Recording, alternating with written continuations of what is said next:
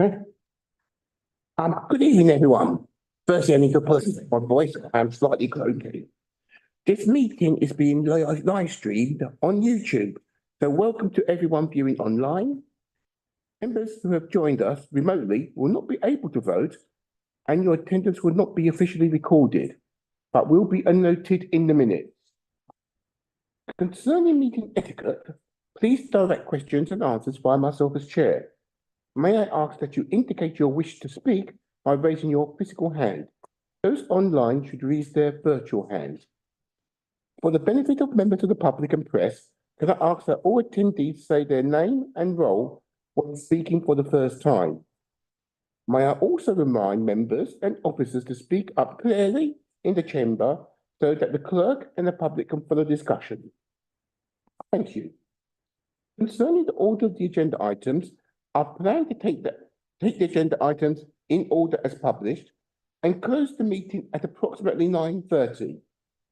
This meeting of the London Borough of Newham Overview and Scrutiny Committee is now called to order. Good evening, everyone, and welcome to this meeting of the Overview and Scrutiny Committee taking place on Thursday, the 20th of December, 2025. This evening, the committee will be considering and scrutinising a number of important agenda items, including our work programme, the October Finance Review, the annual complaints report, and the best value notice.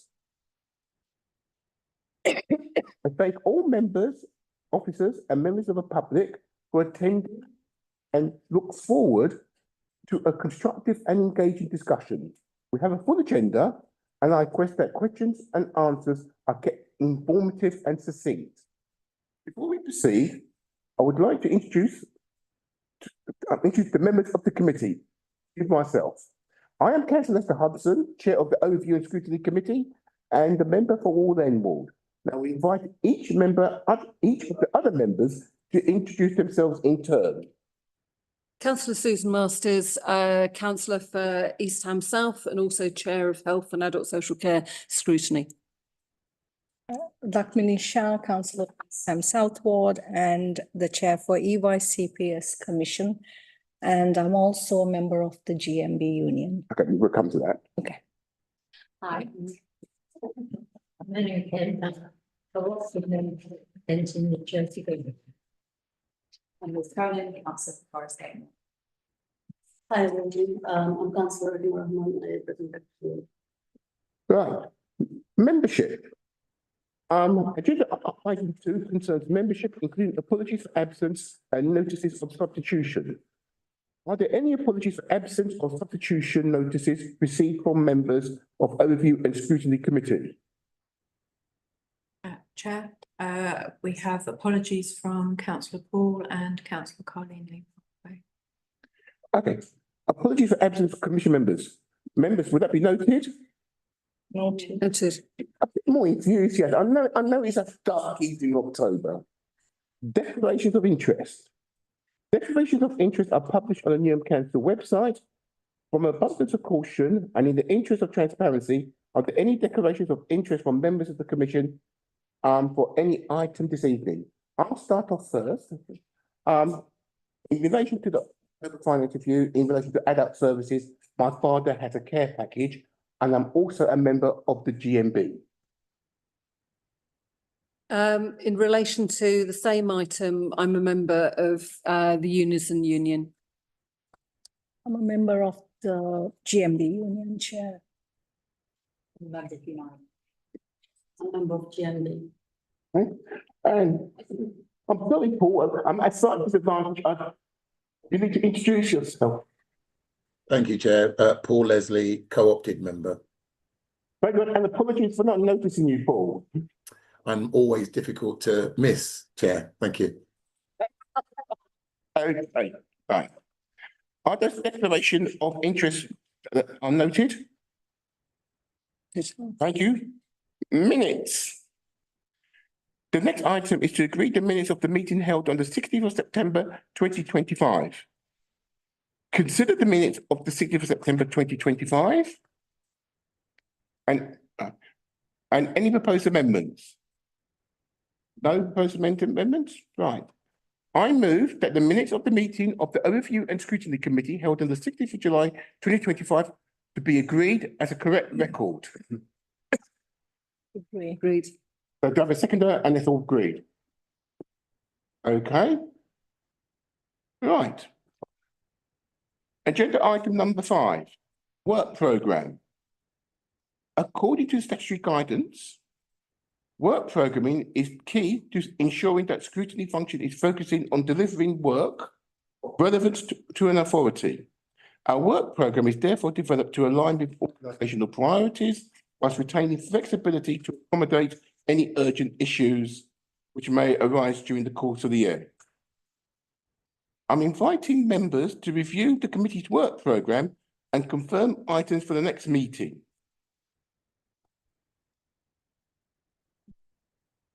The items scheduled for the next meeting include emergency preparedness and resilience and review of council tax collection rates. Now, is that work programme agreed? Agreed. You're not very enthusiastic this evening. Agenda item number 6, HSC report fit for purpose. I invite Councillor Masters to introduce the report. Thank you, Chair. So in July last year, Newham Council's Health and Adult Social Care Scrutiny Commission decided we wanted to examine our council's approach to leisure as part of our 2024 to 25 work programme. Though prompted in part by the arrival of a new provider, Better, also known as Greenwich Leisure Limited, it was also felt that this item would investigate the borough's historically low levels of activity. Despite Newham being a host borough for the 2012 Olympics, as recently as 3 years ago, it was estimated only 1 in 3 children and young people and 58% of adults were doing enough exercise. In both cases, this was significantly lower than the London and England averages. Thirdly, given the acute financial challenges currently facing the council, we felt it was important to ensure the council was getting value for money, as well as identifying and addressing any local inequalities. We know that at a national level, women and girls, the disabled and those with long-term conditions are less likely to be sufficiently active, particularly in global majority communities. The Commission examined this area over 2 meetings. The first examined the local data around inactivity levels, while the second, held almost a year later, concentrated on the impact of the changes brought through by Better, as well as that of the rest of our council-funded local activity offer, with a focus mainly on adults. While we recognised a lot of good work, which we felt we should be trumpeting more as a borough, our recommendations identify weaknesses in data, metrics, and a lack of overall strategy and ambition for our provision across the life course beyond getting residents active. We're also concerned by some of the labour practices of our new local leisure centre provider and felt more should be done both to promote low-cost activity options and acknowledge the changing leisure landscape, particularly in terms of the mushrooming profusion of low-cost local gym options and the demographics they appeal to. We see this report as an opening snapshot in an ongoing area of focus, especially as the lens of ethnicity revealed some worrying gaps and issues we feel require deeper investigation. It's also intended that going forward, a sister piece looking at healthy weight will also be joining our work programme. I'm happy to take any questions. Are there any questions from any members of the committee on this report? I'd just like to say, Councillor Martin, it's an absolutely excellent report, and I look forward to being forward to Cabinet. I look forward to Cabinet's comments on that report. It shows good output from scrutiny. Thank you. Right, so I invite members to approve the report for onward communication subject to any final editing by the scrutiny team. Is that agreed by members? Agreed. Thank you very much, Councillor Masters. Agenda item number 7, October finance report. I'd like to thank officers for, this report outlines budget performance, including emerging financial risks and key areas of overspend and underspend as at October 2025, and provides oversight of Newham Council's outturn budget performance. I'd like to thank officers for the report, and I'm working on the assumption that members have read the report to maximise time questions from members. Before going any further, I would like to invite Mayor Roxana Fias and Conrad Hall to make any brief introductory comments and contextualising comments. Thank you very much. I'm going to kick off. You please introduce yourself. I'm going to kick off with introducing myself and also doing a declaration of interest. My name is Roxana Fiaz. I'm the Mayor of Newham, and also I'm a member of the GMB Union and also Unison. Like all councils, we are experiencing real challenges in terms of demand and costs. And you will all know, colleagues, on overview and scrutiny, particularly acute as it relates to social care and temporary accommodation. And the costs of those are rising faster than our incomes. We are challenged, as are every single local authority in this country, across all of those three areas, and it's particularly acute in the area of temporary accommodation. This October finance review sets out the position as is with regards to in-year savings that we had committed to, setting the budget for this financial year, and also with an eye to budget setting, which we've not committed any proposals as yet, because those will be subject to a draft budget report. This sets out the context in which we're operating in, which includes a best value notice. We have got to demonstrate to our Voluntary Improvement and Performance Transformation Board, as well as MHLC, that we are leaving no stone unturned. What you will see, and Councillor Zulfikar Ali will elaborate further, that we have rightly, in line with our good governance, invited our officer colleagues to examine, in the context of a policy frame, our best value, our transformation stroke modernisation plans, and the financial sustainability requirement that we have got to deliver for Newham residents in this year, in subsequent years, that we are being transparent and open, and they have put forward their thoughts, but no decisions have been made. I know that there will rightly be concerns from different interest groups, our residents, but it's important for us that we need to be honest, frank, truthful in regards to the legal obligation that we have to set a balanced budget. So I'm going to pause there, and through the chair, pass on to Councillor Zulfikar Ali, the Cabinet Lead, Finance and Resources, if that's acceptable to you. That's acceptable. Thank you, Chair. Councillor Zulfikar Ali, Cabinet Lead for Finance and Resources and Gloucester North representatives. And I think I'd also like to declare my interest that I'm also a Unison member. So I think, Chair, you summed up very well in terms of the summary of the report, and also the Mayor has added explanation to different areas we're doing. But it is important to stress that these are at this stage, and no decisions have been taken, and clearly taken in consultation with all the stakeholders. Obviously, our residents are important, trade unions are important, and indeed, Scrutiny will have a perspective too in that regard. So we are absolutely critically engaged in that process, and I hope that and the draft budget will be expected by the end of December have need completed consultations and engagement sessions before setting the budget in February. But Chair, clearly, as you and the members would have read, these are forecast assumptions, and there is still a lot of areas which we need to thrash out, particularly in light of what the government is going to do. There is the fair funding review, the article which is still for a reset of a budget, government's autumn statement, and local government financial settlement. These are issues will have a greater impact on the proposal.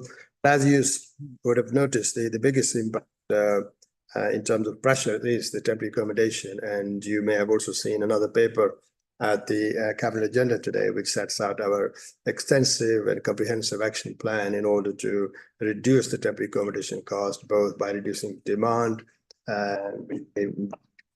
prevention side, reducing costs in terms of supporting people.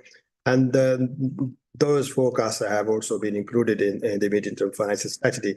But the pressures are there, the issues are there, the challenges are there. And as the Mayor said, we're not the only one. I think the whole country is going through that process.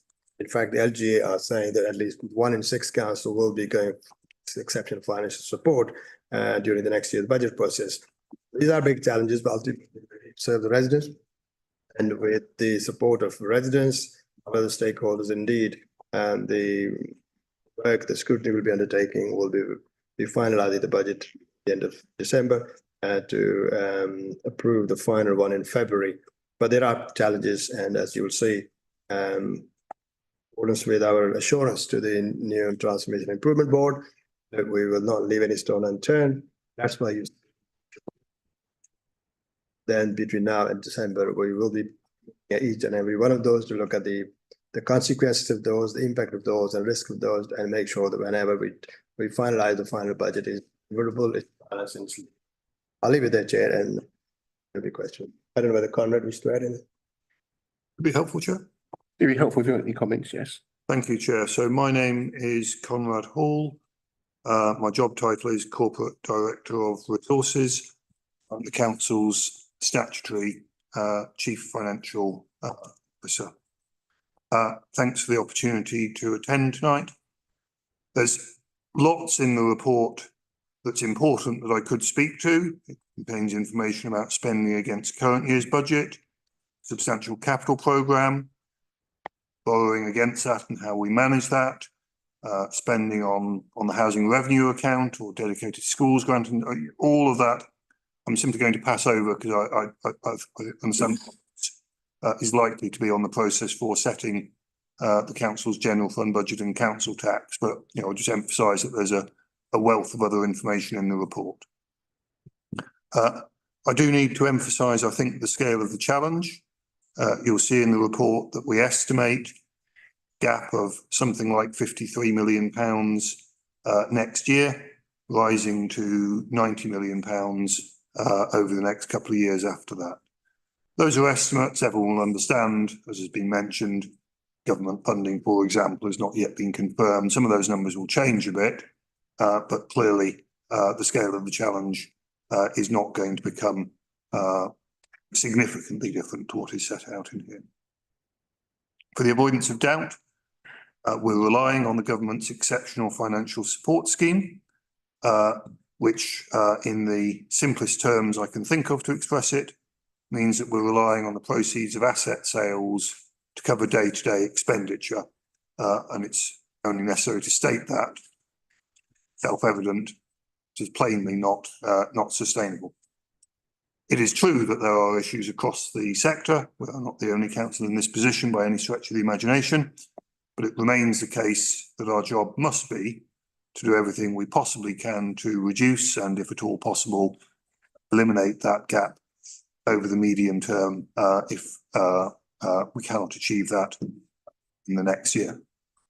And so, as being said, the report sets out options from section 7 onwards might be achieved.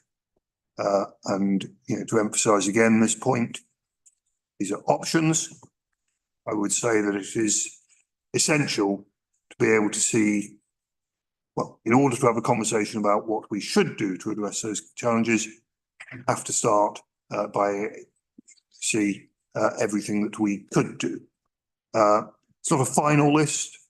We will doubtless add to it and, of course, amend it through the engagement process that this report kicks off, leading to, on the 22nd of December, publishing a draft report, a draft budget for the January Cabinet meeting, which is the point at which Cabinet will start to indicate decisions between the choices set out here. And Chair, if I could just perhaps, on that point about the status of this report, read out 2 very short quotes from the report. 7.6.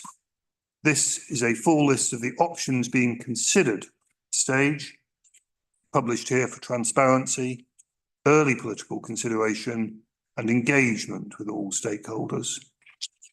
Finally, at 2.414, political choices will need to be made.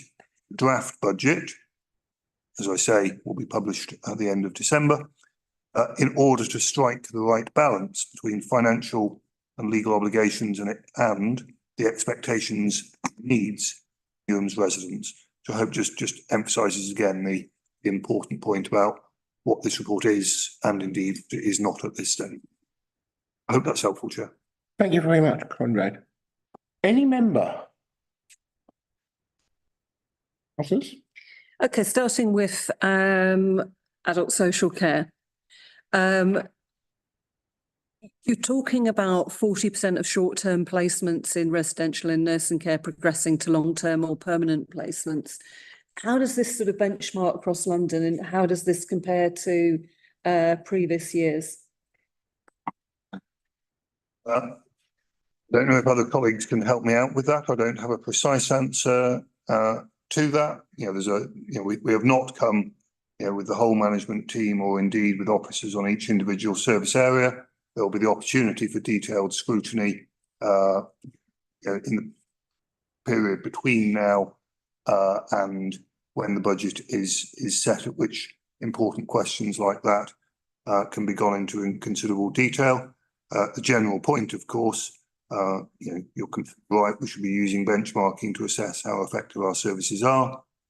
Adult social care is one of the, after temporary accommodation, the most significant area of growth in the budget, and it will be essential to be able to demonstrate as part of this that there's a strategy to address those pressures you relate to. The ideas set out in this report are the start of a contribution towards that, but unless the other officer colleagues here can help me out with that, I can't give you a precise answer to this question at this stage. It will be helpful because I think the way that the question is going to be working on this report is there'll be an element of questioning on the year to date. Because I mean, there will be questions on adults, temporary accommodation, etc. There'll be an element of questioning about the medium-term budget strategy, and there'll be an element of questions about recommendations on options for budget reductions. But it may be a case that some people may have to do some Googling or telephoning of people about specific questions. Best we can. I mean, if that's not possible, I'm very happy to go on some general questions, but it's up to the chair. Can we start with specific questions on the management accounts first of all, and maybe if we can list them all out, and it may be in a sense that if officers can't answer them, that written officers are provided to members of scrutiny about that. Okay, so moving on then to more general questions. It says in the papers, page 67, 1.8, 10% of the savings have not been achieved. So I'm interested in knowing that, and I'm also interested in knowing why we're leading on officer suggested savings, given that the publicity stir this has all caused. Okay, so there's two. Sorry, Chair, do you want me to take questions as they come or group them up? Or Batches of three, yeah, and that'd be the thing. I'm not sure I caught that last question. I'm repeating it. Yeah, I'm just wondering, leading off on the suggested savings, given that some of them, just judging by some of the responses from our residents and are somewhat contentious and probably end up be considered from a political point of view. Thank you. okay, that's That's one. Councillor Mark, that was one. Councillor Shaw, you got a couple of questions? Questions. Okay. Some did touch on one. So it's about the budget saving proposals have come from the officers, and some of the suggestions are raising council tax 5%, and 1% will bring each year putting up 1% will bring 1.2 million income to the council, reducing council tax support for low income families, cutting small social care packages. I'm particularly interested in the changing staff pay and benefits. This question is to my colleague, Councillor Ali. As the lead for finance for Newham, you have the responsibility of balancing financial duties with residents' needs, especially when Newham has high levels of deprivation. Is it likely that Newham will leave national pay agreements, keeping pay rises for staff, And like London living wage commitments, what's going to happen with those? And my second question is on children and young people services, page 73, page 87. It says the financial pressures are caused by special education needs and EHCPs. So the reasons given are demographic growths of 20.7 per year, an increase of 2 million placement costs, and then EHCPs are driving up home to school transport costs, which is 1 million extra has been set aside for. Have you explored alternative arrangements to drop off their, for parents to drop off their children, particularly for those who have mobility vehicles provided for their children with SEND? Just so that the corporate director of resources doesn't have to answer every single question and have some different voices. So if I start with this and maybe Councillor Ali and Conrad Hall might join in afterwards, and indeed the Mayor. So as far as the, starting with Councillor Masters' question, if I can, the sort of officer generated proposals, and probably it's helpful just to put a little bit of context behind that, in the sense that what's driving Newham's budget pressures is need, and need that is underpinned by statutory responsibilities, children's, in adults, and in housing and temporary accommodation. And that's been driven in many London boroughs, in all London boroughs, but intensely in Newham, to such an extent. And of course, a big part of our response must be to try to manage demand, to make sure that we prevent demand wherever we can, and when we need to meet it statutorily, that we do so in a commercial and efficient way. Of course, that is right, but it is to such an extent that we need to focus on discretionary services, that is non-statutory services, and sort of 15 years into austerity, 15 years since austerity regime began, really following the crash government. Most councils, including Newham, have invested so much time and effort in imaginative and creative efforts to reduce spend. It's very difficult to identify measures that won't be resisted by, a part of the population and indeed our own workforce. The point that we've reached is one where really many of the things that wouldn't be contentious have already been done, and that leads us into areas which probably none of us sitting here would want to be proposing, but that we have to, because of our responsibility to be financially viable, set a balanced budget, address the issues in the best value notice that require financial sustainability. So I think the sort of the twin approach of managing demand, which is essentially have to do because it's the law, and legislators have continued to pass legislation which increase the responsibility of councils and add to the burden of council. So we need to do the best that we can to manage demand and to meet demand in an efficient way, and to, at the same time, to reduce or eliminate discretionary services which are a matter of council choice. And I think that the officers' responsibilities are to sort of highlight what those areas might be, in our view, which is what the paper does, to identify what those areas could be, and indeed to invite members this evening and on other occasions to add to the list, and to say, actually, possibly there's more that could be done in certain areas if you think that there is more that could be done. So that's the general approach we've taken, not to try to identify popular measures, and you've indicated in that the measures aren't necessarily popular, and we understand that, but to identify what we think are are options that the council could take if it chose to do so. And I think that's what the paper is trying to do. There was another point I was going to raise in relation to the specific point on SEND and transport for children with special needs. It's a very good area of investigation for us, and I think that what you're pointing towards is trying to give families the maximum choice and support to enable the most efficient methods of transport that might be best for the family, and also for the overall burden on the council, the financial burden on the council. We're proposing a move in the responsibility for delivering that service from it's currently held within Children's Services to environment and sustainable transport expertise around transport planning, transport choices, and really a more personalised approach, which I think you're pointing towards.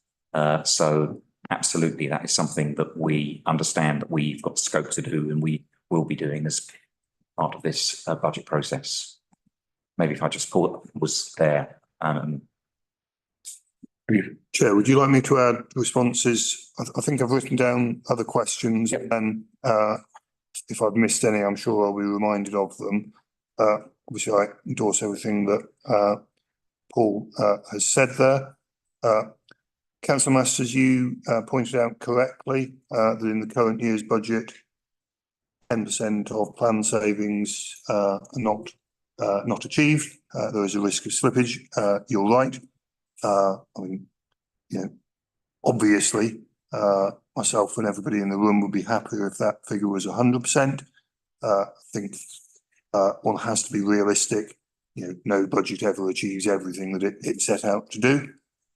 If the figure is by no means poor, I think you are right to highlight, and I agree, we should look to drive that figure up as close to 100% as we can. There was a question around council tax, and again, to be clear that what we're doing here is illustrating, in order to provide information, in order to enable elected councillors to make judgments subsequently. So we've provided comparative information. Tax. You're right, Councillor Shah. Every 1% added to the council tax will raise around about £1.2 million. We have assumed that the sort of base budget planning, if you like, assumes a rise of council tax at 5%, where government normally sets the limit for would require approval from government. So they may or may not grant, but we provided in that section of the report the relevant information that would inform that if members were minded to pursue such a proposal. Similarly, we have provided information on the council tax reduction scheme and what changes could be proposed to that that would reduce the cost of it. Of course, you're right. One of the factors that members would have to bear in mind making final determinations on the budget is, by definition, that scheme is designed to reduce council tax bill for the lower paid, and that, of course, would be a significant factor that members, I'm sure, would take into account. You also mentioned small social care packages, and I think we're, absolutely right to highlight these. As has been spoken, across the whole spectrum of services we deliver, we need to look at how to reduce costs. On adult social care in particular, if one thinks of the role of a council as being to, above all, to provide services to the most vulnerable, then by definition, since social care packages are sort of, provided according to need, where small packages of care are being provided, those are almost by definition not going to those in the greatest social care need. Now, of course, this is a very complicated system. We have to assess people's needs properly, and indeed there is a significant preventative element to consider about the value of such packages in preventing people's conditions getting worse. But nonetheless, in setting out how to approach the budget, it would be absolutely right to give consideration to that, because that would be focusing our scarce resources on adult social care on those most. Paul has spoken about the questions on special educational needs, educational health care plans, and so on. So I think, Chair, I've answered all the questions that have been asked, but if I've missed any, please correct me. Let's go for a second round of questions. The question for Councillor Ali is not answered. I think Paul provided an answer, but I think the key issue here is that we published officers' proposals for transparency perspective, and we, as I said, we are under the best value improvement notice, which is a non-statutory one. We have the new Transformation Improvement Board, who are kind of in between us and the ministry, to give them assurance that we are working on everything we can to demonstrate that we will be coming out of the best value notice, and also that we're delivering the services. So that's the reason for transparency purposes. We've gone with officers to produce the list of what they think we could look at. And as I said, there's no decision being taken, and there will be ongoing engagement, consultation before any of those proposals are finalized. And clearly, we're conscious of the impact on the residents, the poverty level in the borough, the trade union implications. We're fully aware of those, but there is no decision at this point in time. All these items are under discussion as part of our arrangements with our other areas you're well aware of, with the Labour group and the council as a whole, and the residents, and we'll be finalising those between now and December. If I may, Chair, very quickly, but I need to go for other people. It's just speak. My question was on changing staff pay and benefits. That is what I responded to, Chair. I can help maybe. Yeah. Because Professor Shaw, I think the Chief Executive is going to help. Yeah, I mean, just to help on that, I mean, part of what we're doing here is to seek your feedback on where you have an appetite and where you think, as members of this committee and your knowledge of members more generally and of the community, where you think, yes, we think that's something that you should be looking at as officers, and conversely, where you really don't feel that there is scope, you would not want to take that scope. And that's part of what the feedback we're seeking. So, I think a positive outcome from this evening would be hopefully your endorsement of at least some of what you see here. And also if there were particular areas where you felt, no, that's not something that we think officers should be taking forward, that feedback would also be useful. No, I'm going to take another round of questions. Councillor Cronin. And thank you for the presentations as well. Obviously these decisions are incredibly challenging to seeing them set out, and I wanted to throw we're spending nearly 15% of the general fund on servicing debt, and later in the report it says that that's not in itself a cause for concern. I wanted to know, in the context of the decisions we've made, why that isn't a concern. And then just one of the savings that's been identified later in the report is reducing the subsidy for Dockside Diner. Why are we continuing? Is there a reason for why we're continuing with the subsidy for Dockside Diner? Oh, okay. I'll try one element of that, Chair, and then maybe Conrad the other. So I think the case for a subsidy for the diner is that because of the location and the isolation of offices, it effectively leaves staff working there with no option for food and beverages, because currently anyway, there aren't shops within walking distance. So there's a point there about trying to encourage staff to come to the office, which of course is important for teamwork and for, you know, the effective running of the organisation. So that's one element of it. Another element is that the building services, the London Ambulance Service, as well as the council, and we're seeking in measures that we're developing currently to compress the council's use of the building in order that we can let out more space and achieve the income for that, a more efficient use of floor space. And again, if the site isn't an attractive site for other users other than the council and the London Ambulance Service, most likely we won't get any other takers to come into the premises. So in effect, I think the case for the continuing subsidy, albeit at a lower level, is that we eliminated the subsidy and therefore prices rose or imperiled the operation of the facility. That would have an even greater detrimental effect on income, both the current tenants and future prospective tenants. Yeah.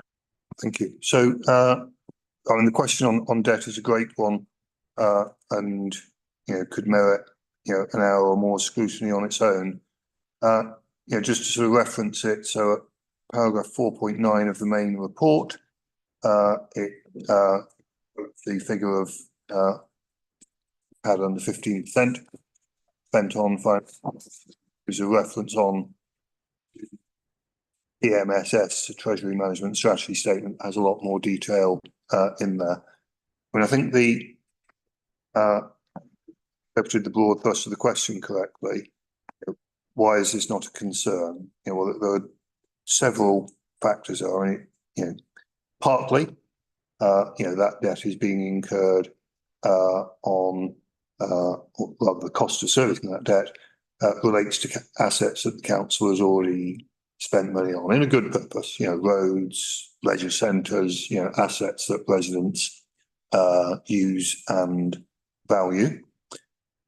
Secondly, that the figure is not high by standards as a proportion of our budget. Our total borrowing is relatively high, but then it's not entirely surprising given the size of Newham as a local authority. And perhaps most significantly of all going forward, the capital programme has really been pared back to its essentials. So you get an element of spend that is financed by government grants and other contributions. In other words, there's no direct cost to the council taxpayer of that. A small element on IT, where that's sort of essential to the ongoing provision of services and indeed lowering the cost of the roads and all the associated highways infrastructure, which is, you're right to say it's a cost. There's not a financial return from it. Of course, that's something that matters a lot to residents, and that there can be choices there.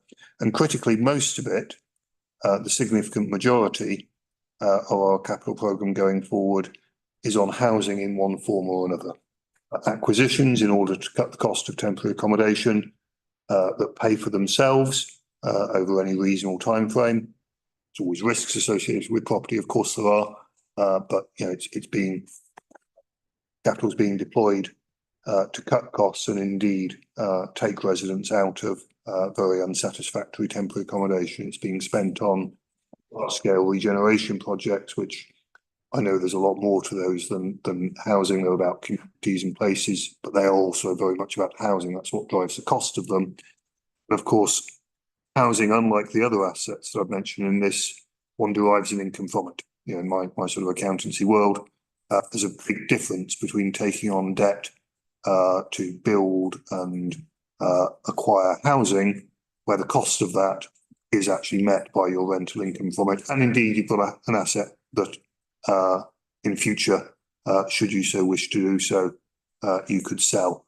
That's where the principal cost of the programme comes. Now, as I say, there's the question would merit, perhaps at some other point, considerably more scrutiny.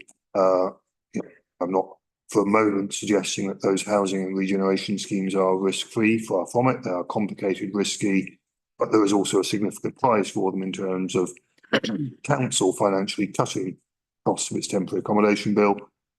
And, you know, I would suggest for residents, you know, an improvement at the quality of housing that they're able to offer. So if you like, it's a potentially high risk activity with significant social benefit that managed properly, where the costs of the borrowing associated with it would be met from the income. Any other? I've got a couple of questions. My first question is on adults and health. It's really about the management accounts and then moving forward. If you look at the management accounts over the last 3 months, the overspend in adults and health has been gradually increasing. Whereas if you look at places like children, young people, and broadly temporary accommodation, the figure's broadly stable. So my first question is, are we expected in period 5, 6, and 7 that adults and health expenditure will be increasing? Has the organisation got a grip on the costs of adults and health? That's number one.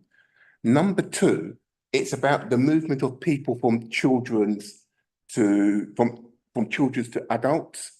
So I expect there is close cooperation between children's and adults.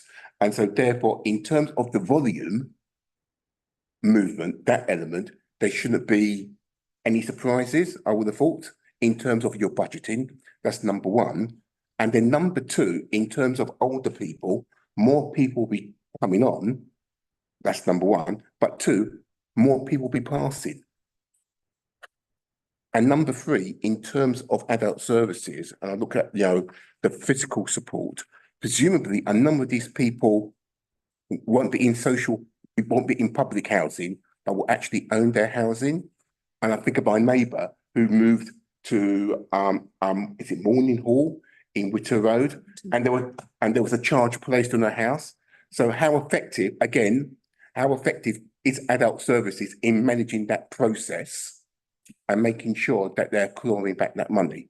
That's on that element. And we start there, and then maybe various other questions. Let me start with those. Colleagues, by all means, come in if you feel, because I'm sure I'm not going to be able to address all of that. Your key question, I mean, you know, your observation is, of course, absolutely right.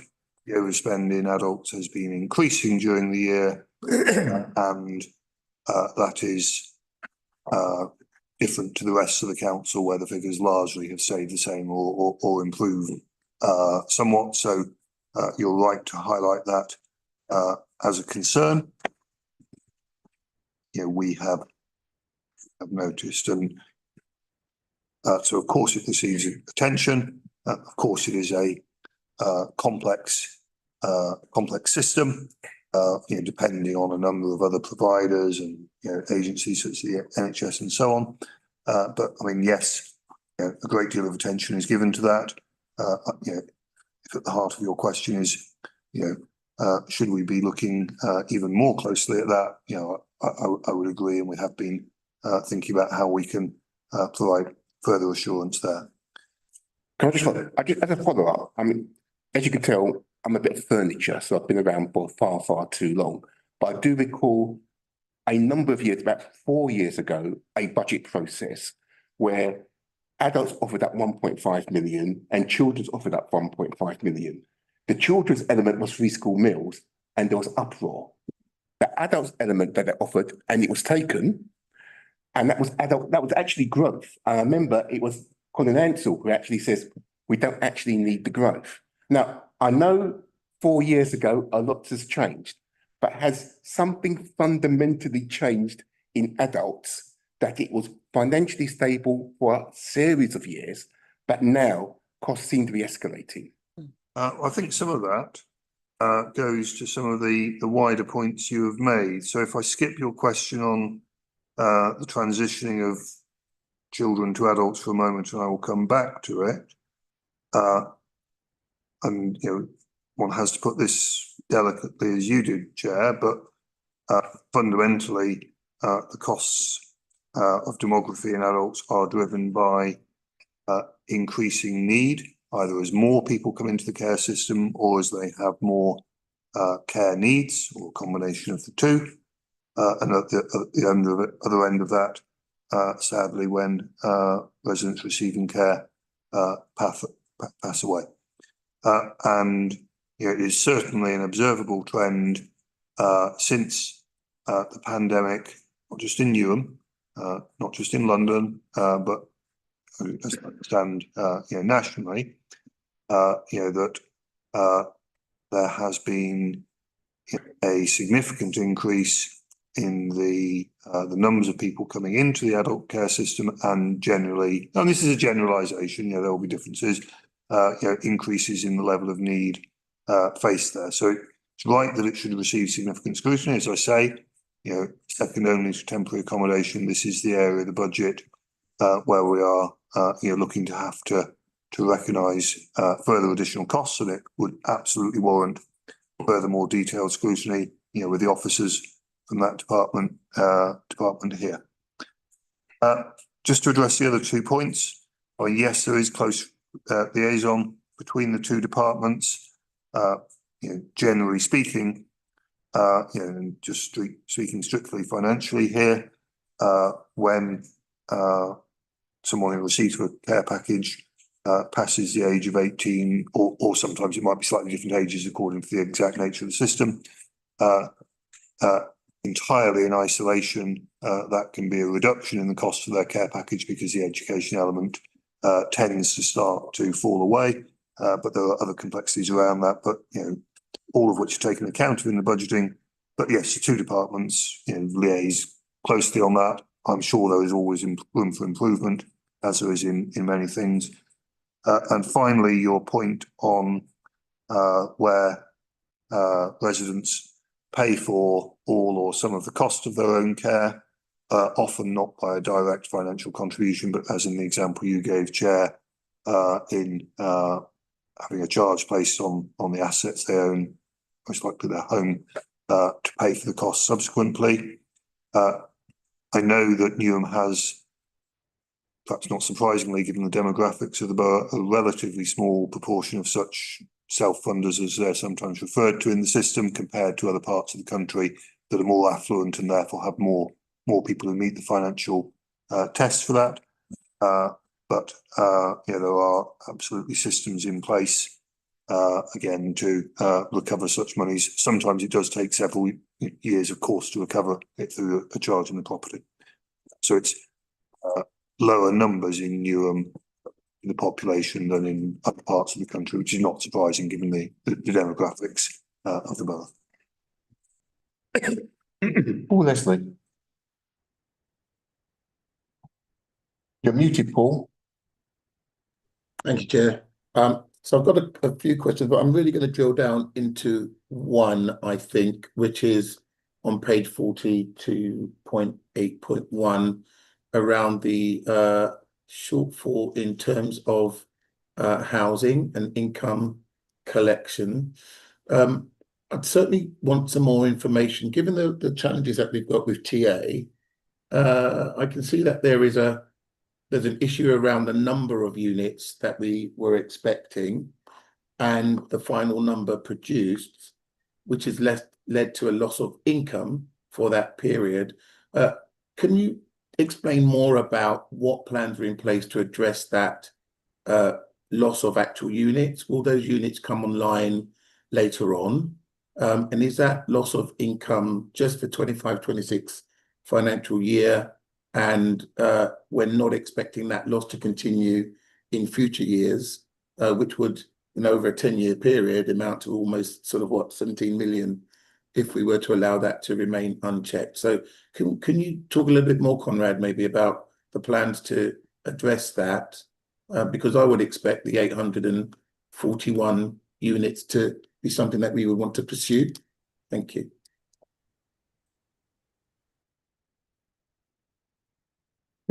Sorry, Chair, sorry, could I just confirm reference of where we are? Because there's a number of appendices to the report. Just the page number. Or page numbers. 140, Conrad, and 2.8.1 under 2.8, which is income collection. Capital bit, isn't it? No, oh, no. It's the HRA. HRA. Are you able Yeah, to pick that one up, Andrew? HRA. So just have a moment to look at the.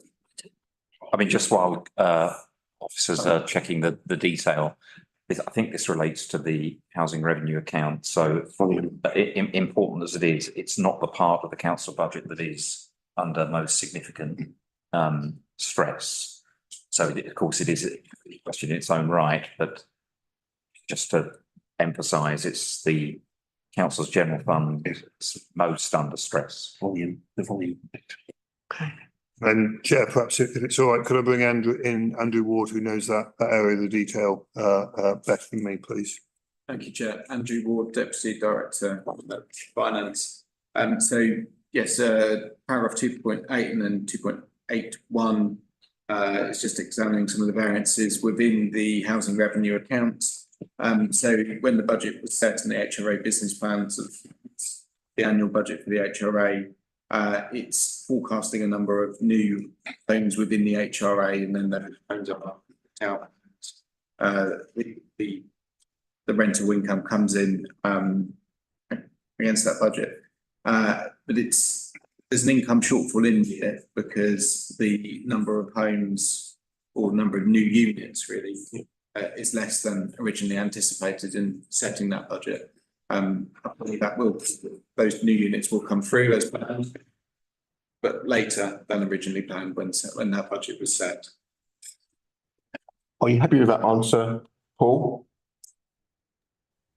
Yeah, can I just clarify, Chair? So the full number of units, the 841, will come through. And do you have an indication of the time frame? Because as of this current year, it's at a loss of 1.7, and in my view, that would go into the council's pot overall. So have we got any clarity around time frame for that to come online? It's a 3-month delay in paragraph 2.8.2 there. So we've a 3-month delay. It would be better if there were no delay. But therefore, that's had an effect on the current year's budget. But so far as I am aware, and I will double check this with housing colleagues in the morning and provide an update if it's anything different to what I say now. But I think the full 841 homes are going to be built, but there is a delay in some of them, and that has an impact on the current financial year. Okay. Thank you. Thank you. I'm going to go for another round of questions. Councillor Mercer, do you have any questions? No questions. Right. Councillor, I'm sure. Another question. Paragraph 3.2 and 4.6, you suggest that to approve changes and cuts to the capital programme from forecast spend of 438.4 million in 25-26, you recommend pausing, delaying and reprofiling 67 million of capital spend. When will the cabinet approve this, and what are the projects that are reprofiled? So cabinet agreed that recommendation this morning. Andrew, could you just talk us through where the information is held on the detail of the 67 million, please? Yes, Sorry, Chair. Sure. So that is detailed in the capital budget monitoring, which is admittedly many appendices to the main report, but the projects are listed there, and we're talking about a reprofiling of the budget so that they're more realistic and reflect the current plans of when those projects will be completed, and also, of course, prevent any unnecessary being done against previous capital projections. It's a good thing that that's been addressed in my view. From memory, there's a range of projects which total 55 million, and then 12 reflects the latest popular business plan. So the right proper thing to do to budgets into years. Thank you. Any other questions? I've got one question, and it's really comparing last year. This time last year, the October finance report, there was a set of firmer recommendations for budget reductions. And I remember we had a whole series of discussions, and in essence, those budget reductions were agreed. And there was a second round of budget reductions, which were discussed in December, January. I think I'm right. I'm looking to my members to. So comparing last year to this year, we seem to be going backwards. I appreciate it's a really difficult situation. I appreciate that last year we had, Newham Council had to apply for exceptional financial support. But comparing last year to this year, there was a series of budget recommendations. We had a discussion. I remember some of the discussions that we had. So when are we likely to firm up where we can have a series of recommendations from the cabinet? Everything's going to be controversial, but some things are going to be more controversial than others. So, perhaps, shall I just talk to the timetable, and then perhaps if it's all right, Chair, others may want to come in. So, again, just repeating what's been said, what's here is precisely to enable the start of a discussion about which things should be preferred or not preferred for the council's draft budget. As I think I said at the outset, in order to have a discussion about what we should do, got to start off with a list of everything that could, in theory, at least be done. The timetable going forward after the big next key event would be publishing a draft budget, which would be considered by Cabinet at its meeting in January. Publication date for that is the 22nd of December. And as a draft budget, that would have to have recommendations. It's a draft, it would change, it would be consulted upon, but by definition, that would include things that the Cabinet were minded to include in their budget, and therefore not include things that they weren't, if that clarifies. Mayor Fee actually wanted to make. Yeah, I just wanted to understand better your comments around backwards, and I think, it's really helpful for you to have stated you recognise that obviously last year, in the context of exceptional financial support, it was particularly difficult, and I welcome that you've acknowledged and recognised that, in summary, this is going to be really hard stuff, and whatever goes forward in a draft budget proposal, following careful deliberation by myself and Cabinet and an active engagement with members, including scrutiny members, and listening to what's being raised here. And, obviously we've all declared, not all, but some of us declared our associations with trade unions as part of our declarations. And you'll have heard what Paul Martin has said in the context of best value. I'm just quite keen to understand better what you mean by backwards, because I think in the context of what we're presenting at this juncture and what will happen next, in line with the timeline that Comrade has set out, we're being very transparent, very clear, we're being very open, precisely because these are going to be really, really hard choices that we are going to need to be making, and we want to be honest and transparent and frank with residents, stakeholders, partners, everyone in our locality, as to the hard choices that we're going to need to be deliberating and eventually making. I won't ignore you, Madam Mayor. I let Councillor Shaw ask her question, and Councillor Mirza ask the question, and I will answer your question. I'm going to be an absolute politician with another question. Thank you, Chair. Sure. I've got a question on the library reviews. Savings over 1.6 million projected over 3 years. There was a consultation on the libraries. What was the outcome of the consultation? And is there any cuts or are there any cuts proposed? Sorry, Jeff, it's all right. I'm not personally terribly close to that project. I don't know what the closing date of the consultation was, and I haven't seen the responses to it. Use a survey rather than the consultation. Okay, thank you for clarifying that. So we can provide an update on this.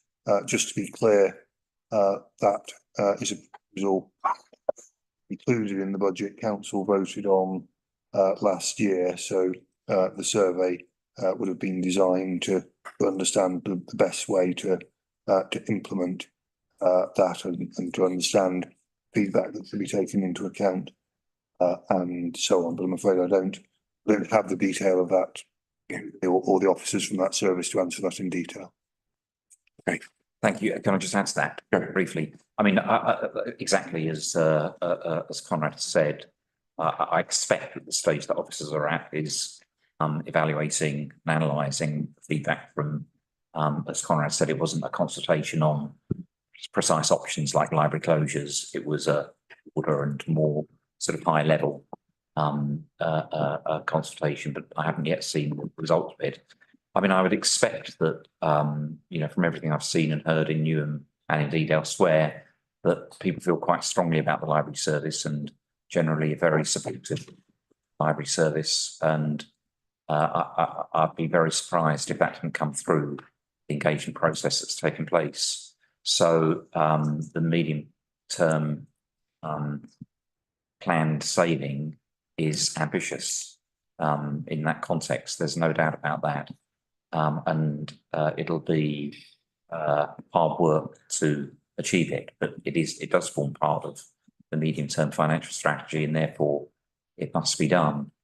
The council has, as Conrad said, endorsed that. So, but my own feeling of what we need to think about is the totality of the council's presence in neighbourhoods in terms of family hubs, children's centres, youth zones, libraries. You know, we've got a significant estate presence, and we should think of the totality of that presence in each area, consider how it can best be rationalised, maybe through co-location. You know, my hope would be that if we take that more holistic sort of overview of what is the council's presence in this area and what are the highest levels of need, and respond accordingly. You know, there's an excellent example here in East Ham of a library that you know, serves a number of different purposes and is a very busy and vibrant community hub. You know, it's a library, but it's a lot of other things as well. And I think that's a very interesting model. So I think we need time to plan that response, to listen to the community, and hopefully to come back with proposals that have a level of imagination and aren't simply an evacuation by the council from the community, which I think is not what members want to see, and it's not what residents want either. Thank you. Thank you very much. Councillor Mirza. Thank you, Chair. My question will be, Conrad just explained the draft budget proposal is going to be in January sometime, and my understanding is the budget going to be proposed in February sometime in the council meeting. What time do we get for a consultation in case we are increasing the council tax more than 5%? Do we need to go back to the residents, and then do we get chance to have a consultation or you know, a resident consultation? When will that be? Right. So you know, you have between now and the publication of that draft budget 2 months to engage with residents in order to obtain their feedback and their views, and you know, officers will clearly need to have discussions with officials at the Ministry of Housing, Communities and Local Government, because as I've emphasised, our expectation is government will stick at the level they have done in previous years of no council tax increases above 5% unless the council applies for it exceptionally. You know, unless they're prepared to grant some flexibility there, as they did last year, that's something that's not entirely within the council's gift. So there's 2 months for engagement there. Then the draft budget will be published at the end of December and more formally consulted upon. And then Cabinet will meet again in the middle of February in order to results of that consultation and propose a final budget to the council. And the council will meet on, I really ought to remember the date, I think it is the 25th of February. I will just double check that, if I may, Chair, just so that everyone's clear on the date for it. The 27th of February, my apologies. No, that's 20, sorry, apologies. Bear with me a moment.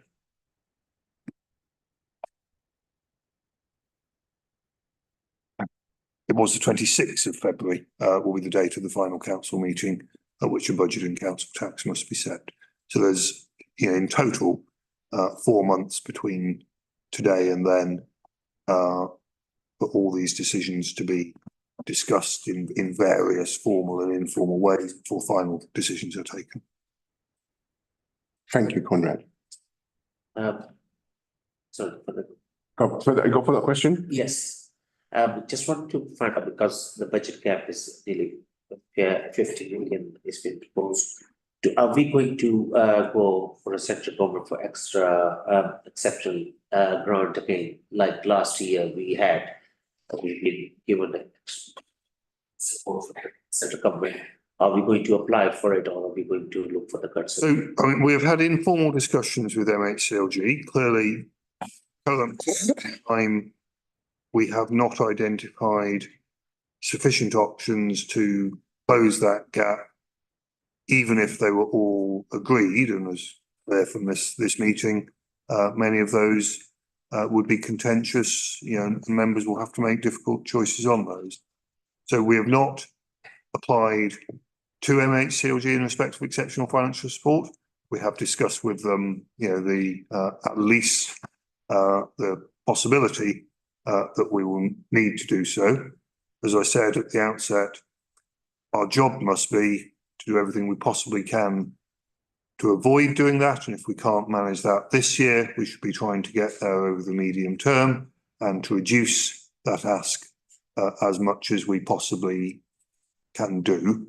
But we have not, and to answer your question directly, we have not yet made a formal application, precisely because we don't yet have a lot of information we would need, including the local government finance settlement. I just want to answer that, just to concentrate the mind. When we talk about EFS, it would sound to maybe a member of the public that the government was giving us more money because of our financial position. And I know you know this, but just to emphasise the point, because I think it's so important.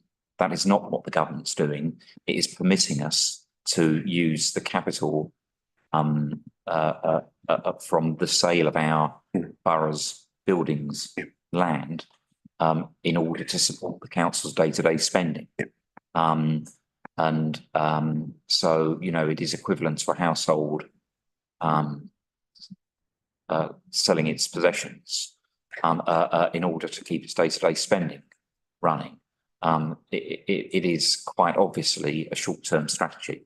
It will come to an end in the relatively near future. So it's helpful. We can do that to keep, as a transition, but we must see it as a transition.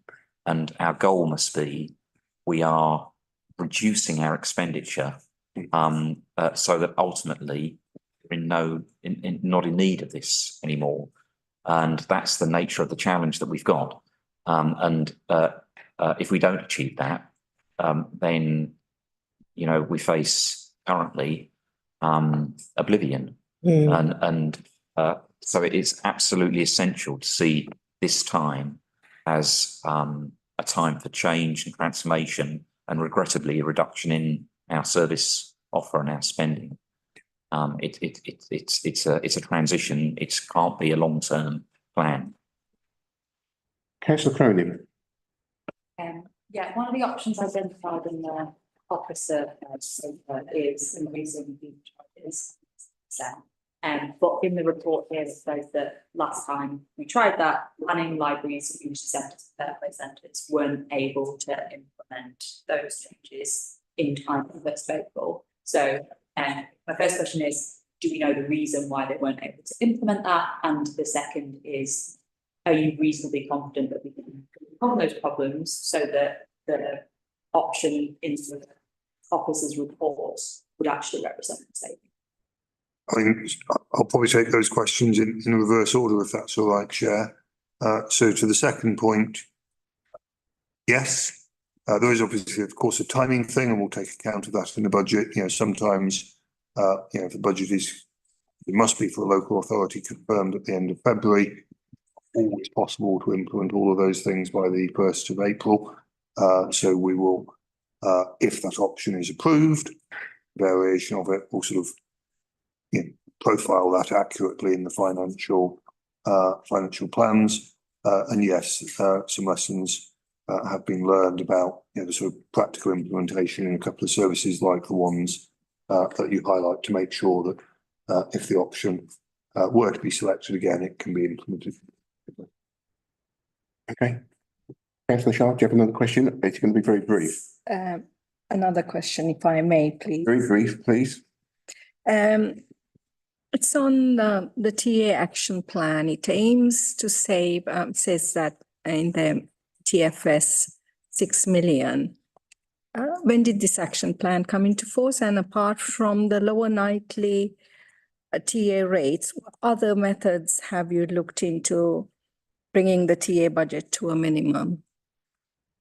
Okay, and again, that's a great question that would merit an hour or more of scrutiny at some other point in this process, I'm sure. So the plan was approved at Cabinet earlier this morning. Contains a number of elements, including a change to the policy on where residents needing temporary accommodation can be placed. It includes authorisations to amend and increase, try and get further means of acquiring stock in order to enable us to provide residents with permanent or more permanent housing, as well as measures on the way that we set prices with providers. Try and challenge the fact that this is a significant degree a seller's market. It's probably most important to highlight low, and I would argue that in terms of acquisitions, for example, council has done at least a decent job, and I would hope better than that, ramping up a sort of substantial programme there. The scale of the temporary accommodation crisis is such that it cannot be met by supply side measures alone. The total borrowing costs of providing housing to everyone in temporary accommodation would run into at least 3 billion, if probably rather more. Sort of more than doubling, more like trebling the council's current levels of debt were that to be contemplated. In other words, management of the demand in various ways is incredibly important. Can't just be dealt with on the screen. Okay. Thank you. Thank you. I've got a final question, which is in part answers the question that the mayor asked me, and it actually comes from the Transformation Board's report stroke recommendations, and I'm going to read it out about their advice. And I'm going to ask a question on that paragraph. Their advice: improve the MTFS and budget planning. We have found at times some fatalism that the financial gap cannot be further closed, so that we assess that more areas of potential transformation business cases and savings are not actively pursued as we see elsewhere. In particular, we recommend a greater understanding of cost benchmark information to address higher cost services underpinned by a culture of no stone being unturned. So I will ask that question of the Chief Executive and the Mayor. Who's going to kick off first? Do you want to kick off first? Because I want to build on some of the things you said earlier, and also just to my question of clarification earlier from your previous question. I mean, there are strengths in Newham's recent and current approach. We do benchmark against all London boroughs in sort of, particularly in the areas of the extent to which we're finding savings as a proportion of our controllable budget. Newham compares well to other London boroughs. So, you know, we do benchmark in these areas, but I think that the transformation and improvement forwards comments are important, and we need to listen to them, because there will always be more that we can do. And the reference to fatalism, I think, is, I mean, in a sense, the scale of demand on London boroughs and the fact that it is systemic in London, and that's well known, you know, that the expectation is that perhaps a third of London boroughs will be in receipt of EFS next year. So, you know, this is not Newham alone, it is systemic. Because it's systemic, it can generate a sort of an outlook which is understandable, but which we've really got to resist, that this is almost inevitable. That's where the fatalism comes from, that this is inevitable and almost beyond us as an organisation to deal with. And I think that the transformation is right to call that out and to emphasise that is not an attitude that we can permit in the council, that we need a can-do approach that identifies what can be done, what more can be done, that we learn from other places, that we seek to be the best in class in all of our services, in efficiency and value for money, and that we're relentless in that energy. Now, that's easier said than done, because we've been at this or you've been at this, I've only been in Newham since July, but the council has been working in this area many, many years now, as we've already said, for 15 years, and it is exhausting. And it's often thankless because as we discover, what we're identifying is always going to be resisted. I don't believe there will be a saving that we can identify that won't be resisted by somebody somewhere, and often for very good reasons. This is, in a sense, speaks to organisational culture.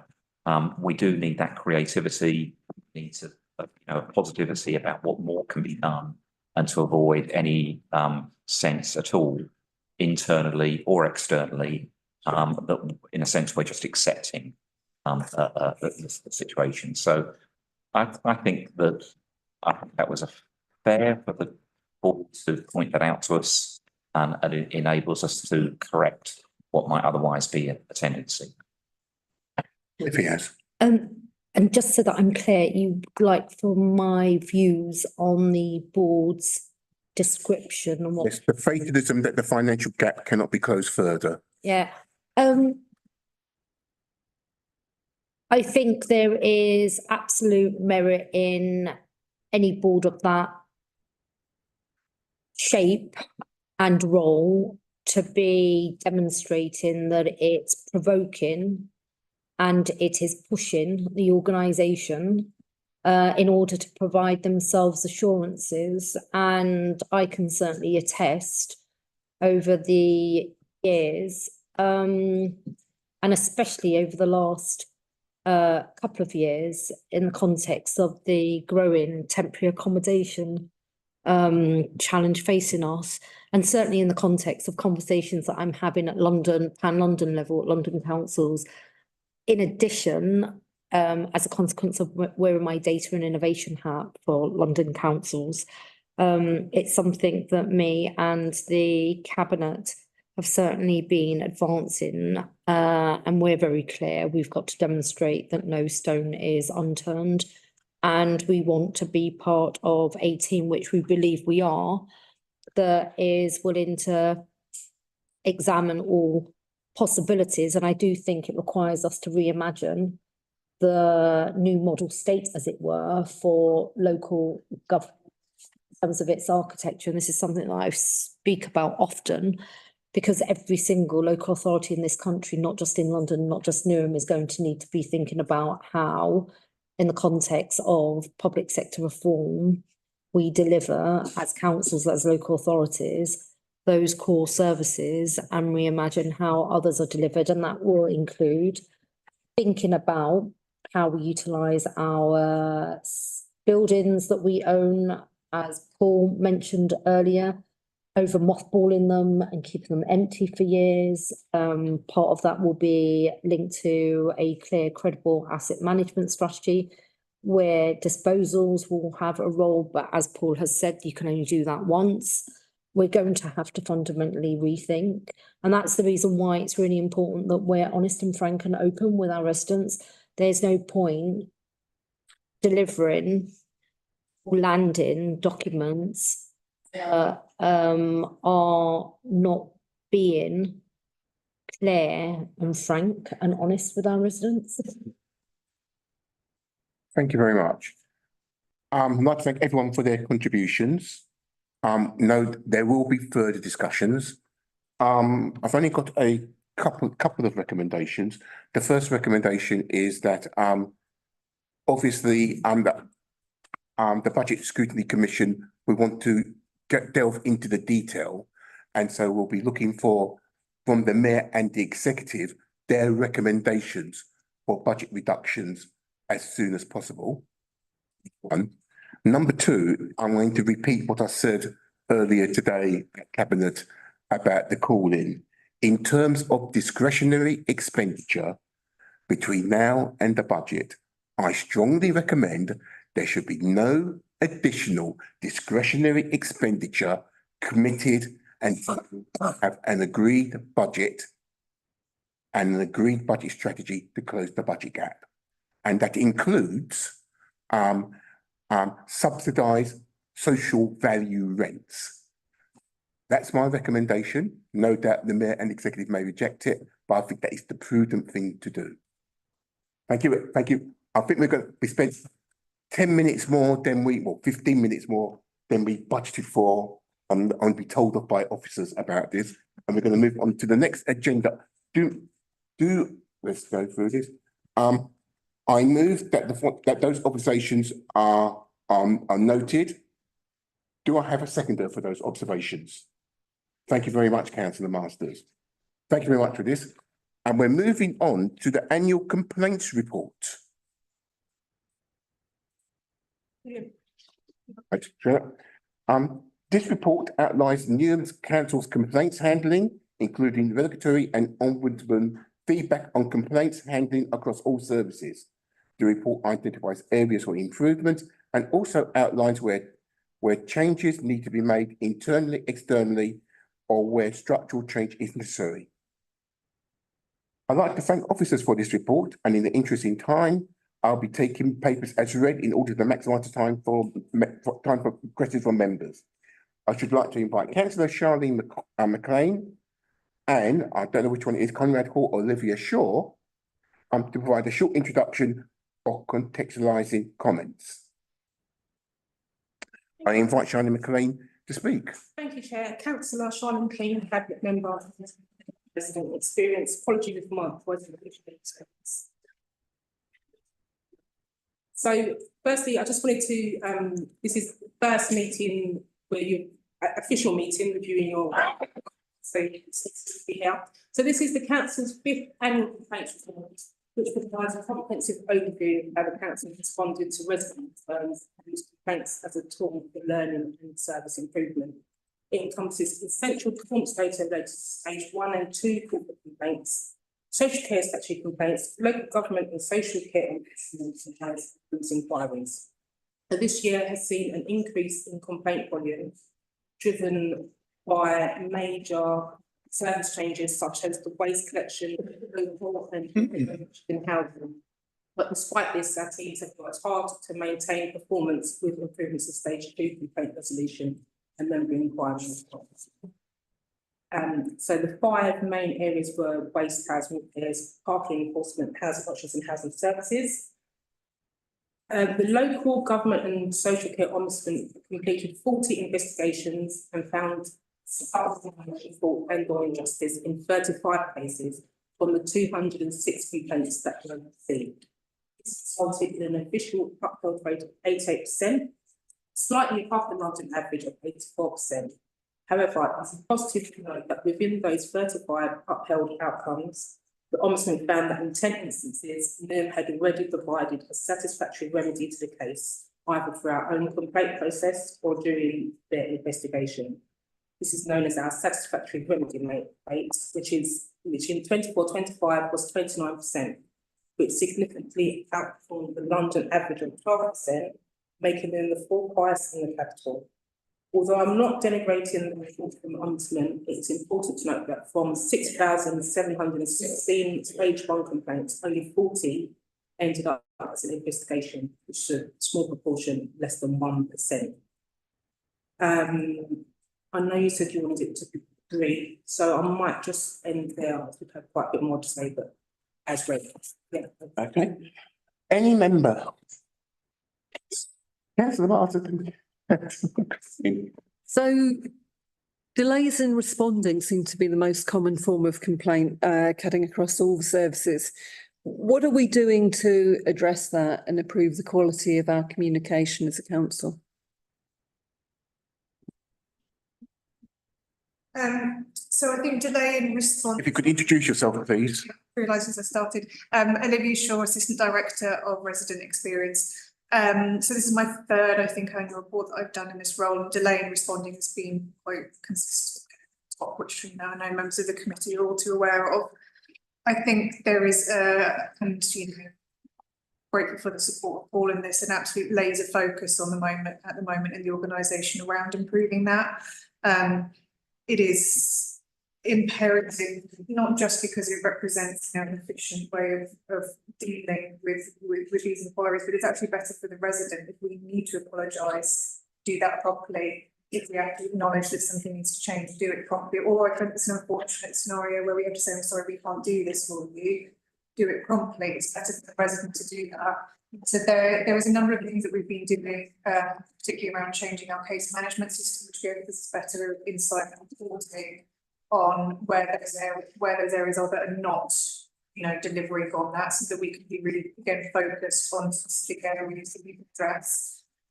We have regular sort of operational level deep dives into what's going on. And there's just a very sort of senior oversight at the moment at looking at that delay in responding to try and improve it. So there's a number of things to do. So if the chair can indulge me for a really quick follow-up. Go on. Clearly, there's been a significant problem with delays on responding on members' inquiries. I think most of my colleagues will have experienced that with deadlines being broken.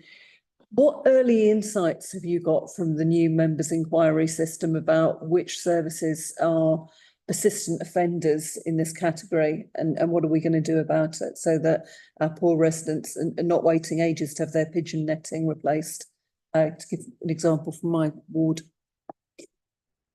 So I think there's definitely a piece of work. I'm going to use the phrase scattergunning, which perhaps is the best one, but there is definitely a piece of work that we need to do. It's the kind of a vicious cycle where there are delays in the complaint, a resident is likely to then both escalate to stage 2, but also the inquiry, but then also right to the chief exec, and then it becomes more difficult to actually, from an officer perspective, figure out who's gone, what's the latest position, how they come into the organisation and get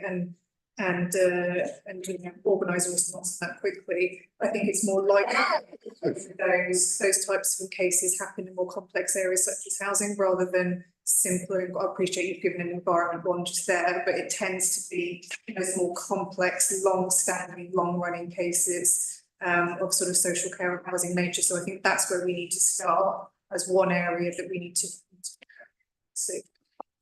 And when are you going to be doing that? Because this is what I find frustrating, that there's a lot of talk about oversight and yeah, just understanding when we'll see an improvement.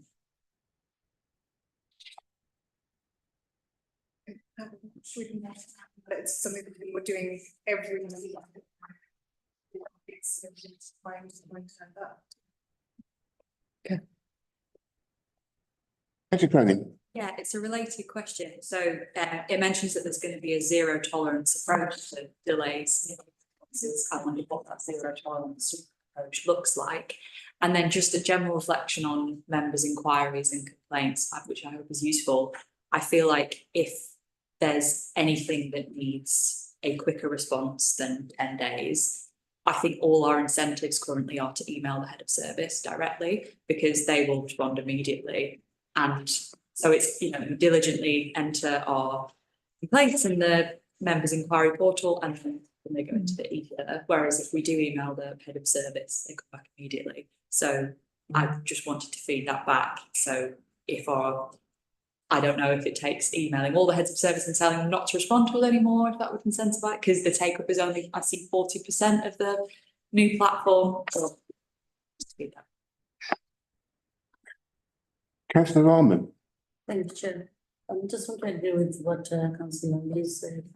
Most of the time, this is what we feel, and this is what we, when after 10 days, similar is not satisfactory response, we do get after 10 days waiting, letting the residents back to you after when we get back to them. We don't get satisfactory response from you. So the main issue is that sometimes we feel that residents comes to us with a simple inquiry where they want to make a phone call to our call center and waiting for hours and hours. No, get response, sometimes get line get cut off. Pull them back. So for elderly residents, it's difficult and frustrating for them. So there's improve on how we can improve. What's the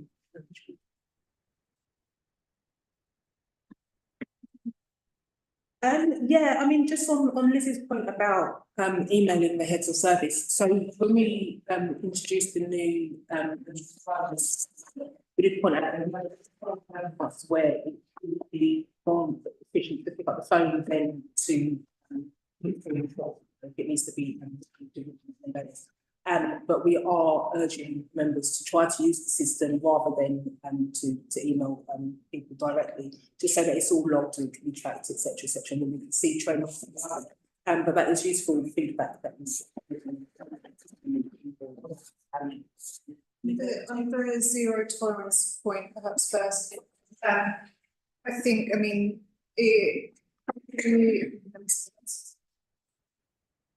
particularly for ombudsman cases, that is where, again, we want good outcomes for the resident, but there is sort of a greater sort of reputational risk of an outside body. That's been sort of, I suppose, scaled out quite strongly over the summer. We have seen an improvement internally around services getting information back to my team and things back to the ombudsman fast. So that's a small proportion as council. Picture we need to cascade and make sure that that standard that we've now set for one type is the same across the whole piece. Your query about satisfactory response, was that really about the actual quality of the responses that you get back when you do receive them, or just not getting back to you in time, or both? Yeah, it's both, and it's the fact that our incentive right now is definitely to email the head of service rather than putting it through the system, which is a shame. John Leslie and then take Chief Exec. You're on mute, John. Yeah, I was wondering that was me, Chair. Oh, sorry. My mistake. My mistake. Changing my name just for the sake of the meeting. Okay, so thank you, Chair. On my page 223.6, which is embed equity and inclusion in complaint insight, Charlene, I'm wondering, so what was the old system? And if indeed there was an old system in place, and what data, information and insights, anecdotal or otherwise, did that provide? And what are you hoping the new system will give us? Thank you. I caught the page number, but not the Okay. section. 223.6. Yeah. I don't know if we've got the same page. It says 31 in the corner. Oh, that's okay, I've got it. So we didn't used to collect that data at all in the previous system. So this was a new introduction when the system moved over in April.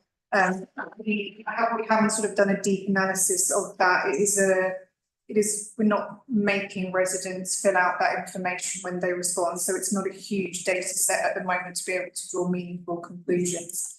But what we're looking for is whether any particular cohort or demographic in the borough is disproportionately affected or disproportionately raising complaints about certain issues, so that we can understand if there's something going on, a particular way that we provide a service that is disproportionately affecting one sort of group in the borough. But we don't have enough data yet to be able to draw any meaningful conclusions from that.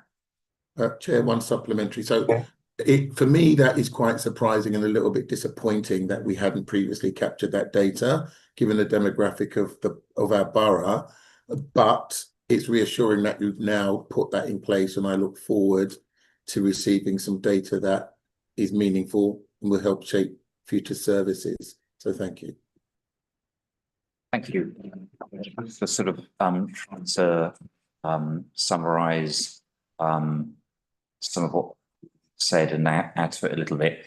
So I think this is the local authority that I've been a chief executive of. I've never seen anything remotely approaching scale, volume of complaints and correspondence and inquiries that we have in Newham elsewhere. I haven't seen anything like it. It's enormous. You know, in terms of the figures that we've got, but also my own inbox and most likely everybody here. So I think that there might be a lot of reasons as to why that volume is as great as it is. I'm sure a significant part of it is that Newham has high levels of need, and a lot of households are struggling and need the council's support, and does drive vast volumes. And so I think we just need to understand that element of it. I think if there wasn't, I don't know if there is any national data on these things, there will be from the Ombudsman on matters that refer to the Ombudsman, where our performance is reasonable. Mid-table, yeah. I don't know if there is on total volumes of email and other forms of correspondence and contact. So that's the first sort of contextual thing. And then in addition, the ease with which everybody can communicate electronically and use multiple simultaneous formats to contact the council itself becomes an issue. It's not at all uncommon in Newham, and I don't know if this has been the case for many years, but it's not at all uncommon for multiple people to be approached, you know, multiple channels, so that some of the volumes that we see are a single complaint expressed through different places, maybe through an MP, through a councillor, through directly to the to officers, using whatever route that often people who are very desperate and concerned choose to use. So in order to address such a systemic challenge, we need a sort of whole organisational approach that is about Olivia's team, of course, but most significantly is about the wider responsibility of council officers in services and the priority that they place on responding efficiently, on members. And I mentioned this at an all-member briefing a month or two ago. You know, members using the right system to communicate correspondence, and also us putting sufficient organisational priority on being a responsive council that gets back to residents as quickly as we can. So in a sense, it's something not just in this overview and scrutiny committee and cabinet, but in all service management teams, and in other opportunities that you have to scrutinise officers. You know, I'd encourage members in all scrutiny settings to challenge our officers on their responsiveness, because it's not simply the responsibility of a small number of people in the centre, but a whole system. And of course, our performance at the moment is not tolerable, and we know that, and we need to do better. So, as Olivia says, that I think the leadership commitment absolutely is there to address this. I think it's maybe a cultural thing for the organisation, not to see it as normal to be sitting on a large number of unanswered resident contact. That is not acceptable. And as we move towards what I describe as more of a performance management approach to the council's work, that is to say that every member of staff in whatever role has a responsibility to be clear on their priorities and their contribution and their work, to take responsibility for that and to be measured accordingly. You know, that will definitely, over time, that will help us wrestle this to the ground. Councillor Masters. Just wondering whether there are any plans to reform the system so that when you get a duplicate complaint, it immediately sort of flags up when it gets entered. So one of the main drivers for changing our system is to move on to it's Dynamics, but it's our corporate CRM system, our customer management system that is used across a number of processes around the organisation, because that is a greater collection of data that we have about our residents in place to enable us to do that. Previously, it was an incredibly manual process on our own officers to have to go and do that. The aim by moving more onto the CRM and giving, you know, my team in the contact centre integrated with that is to be able to join it up more, so it is easier to do that. That was one of the big drivers around the change. So that's definitely something that we are looking at. It relies on, as Paul said, officers putting in the data correctly. You know, there is a difference between John.J Smith versus John Smith versus Smith.J John. You know, we have to get better at those standardised ways of recording the data in able to reduce that duplication. So that's again another work stream that we're looking at. But the system was a big enabler of that change. Because that would just be really useful if you had a flag come up if you were starting to log a complaint that was immediately sort of recognised by the system, so that you don't have this endlessly frustrating system, particularly that standard thing as somebody who has written to the mayor and every councillor, or the mayor and one local councillor, and so you've already got the mayor's office working on a complaint, but you know, it's not clear where the responsibility lies between that mayoral level and local councillor level. Is it, if I may through the chair, can I clarify to everyone what happens with mayor's casework? It uses the same members' inquiry system as yes. Yeah. And if it's any consolation, and this is not an ideal state either, most recently I was advised I've got a 6-month backlog because of the overwhelming nature of casework coming through, which reflects the points that Paul has made. I think, yes, there are things that are systemic, but I also think it's reflective of need. And I think it's also reflective, perhaps, of a particular type of cultural view of our residents in terms of what councils do, what they don't do. And there's a bit of a kind of legacy of paternalism that we're dealing with. And I'm using culture in a very, very neutral sense, not culture any particular group. And I have one colleague that helps support me, and we've managed to get it down, the backlog down to three weeks now.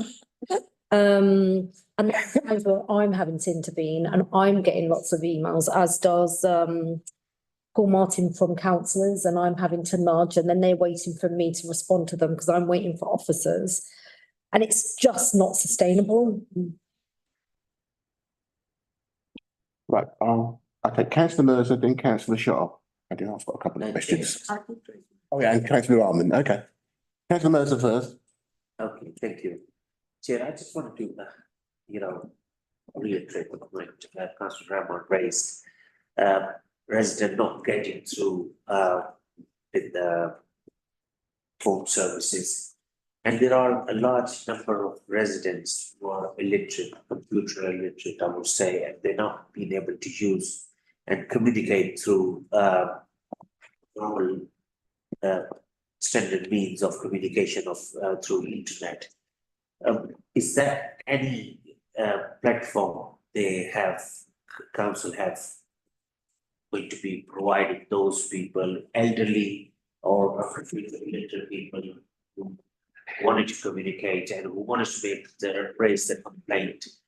And this is, it increases our casework as well, because the people are coming to surgeries just because they're not getting through to the phone system.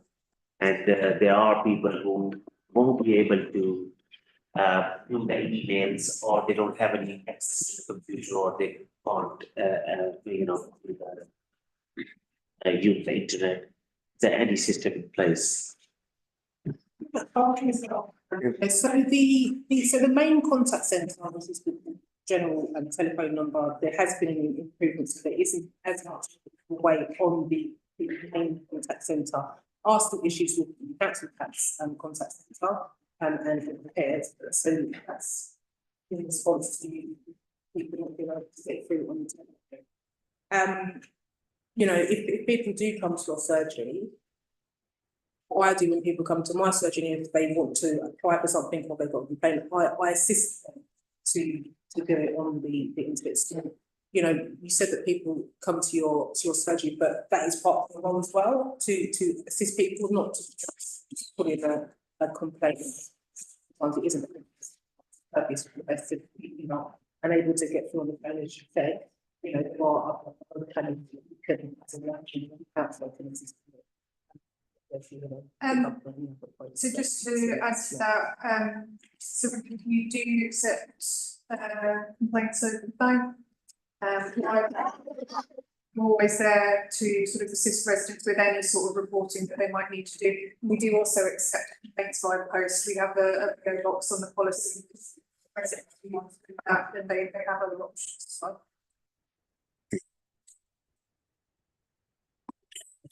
Councillor Armand. Thank you, Chair. I just want to say that I'm glad that Paul agreed with the high volume. At the same time, I just want to know how did you reduce that? And I know you could plan, but what's the time scale? Yeah. Now, actually, we are facing these residents as we are coming to the local election. Well, that's one, I just want to say, we are doing our campaign, that's separate, but we are facing our residents. And they are asking us in the doorstep. So we need to know that, okay, this is happening and this is the time scale. In 6 months' time, things will be improving, we are addressing this. But, if you have that kind of idea, then we know that it's going to happen in the next 6 months or 8 months or a year. Thank you. I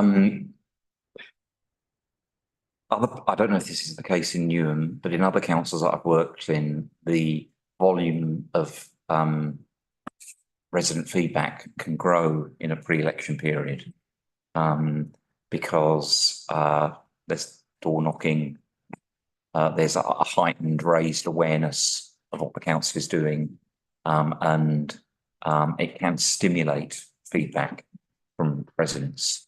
So I don't know if that's been the historic pattern in Newham, but I've seen it significantly so in other places. So I'm a little wary of providing an arbitrary timetable and saying by a certain date this will be addressed and resolved. I don't know whether Olivia would be brave enough to give one, but I'm reluctant to do that. I don't have any sort of evidence base for knowing that at that point it will be resolved.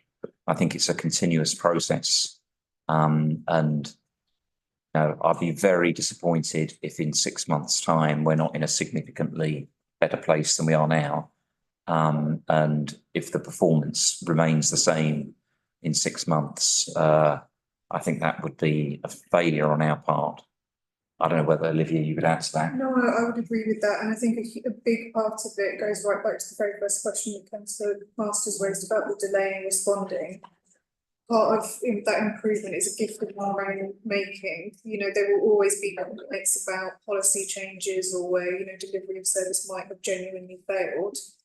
But we can improve our performance by driving down the escalations, follow-ups, etc. By sort of, you know, that early resolution is really the key to achieving that sort of continuous that the Chief Executive has stressed.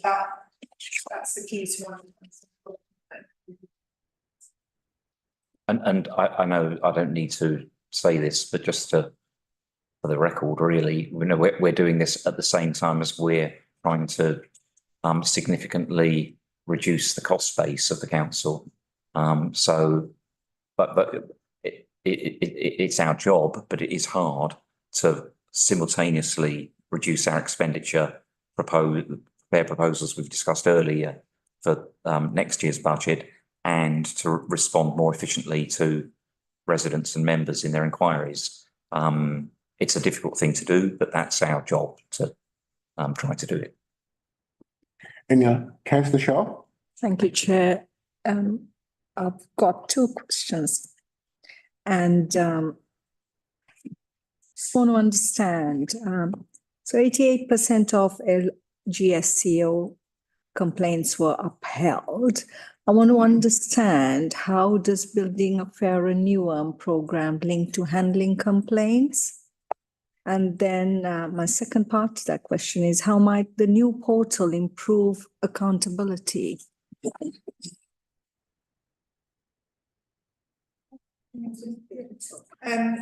So on the first question, for me, there's a very clear link between complaints and feeding into the transformation programme.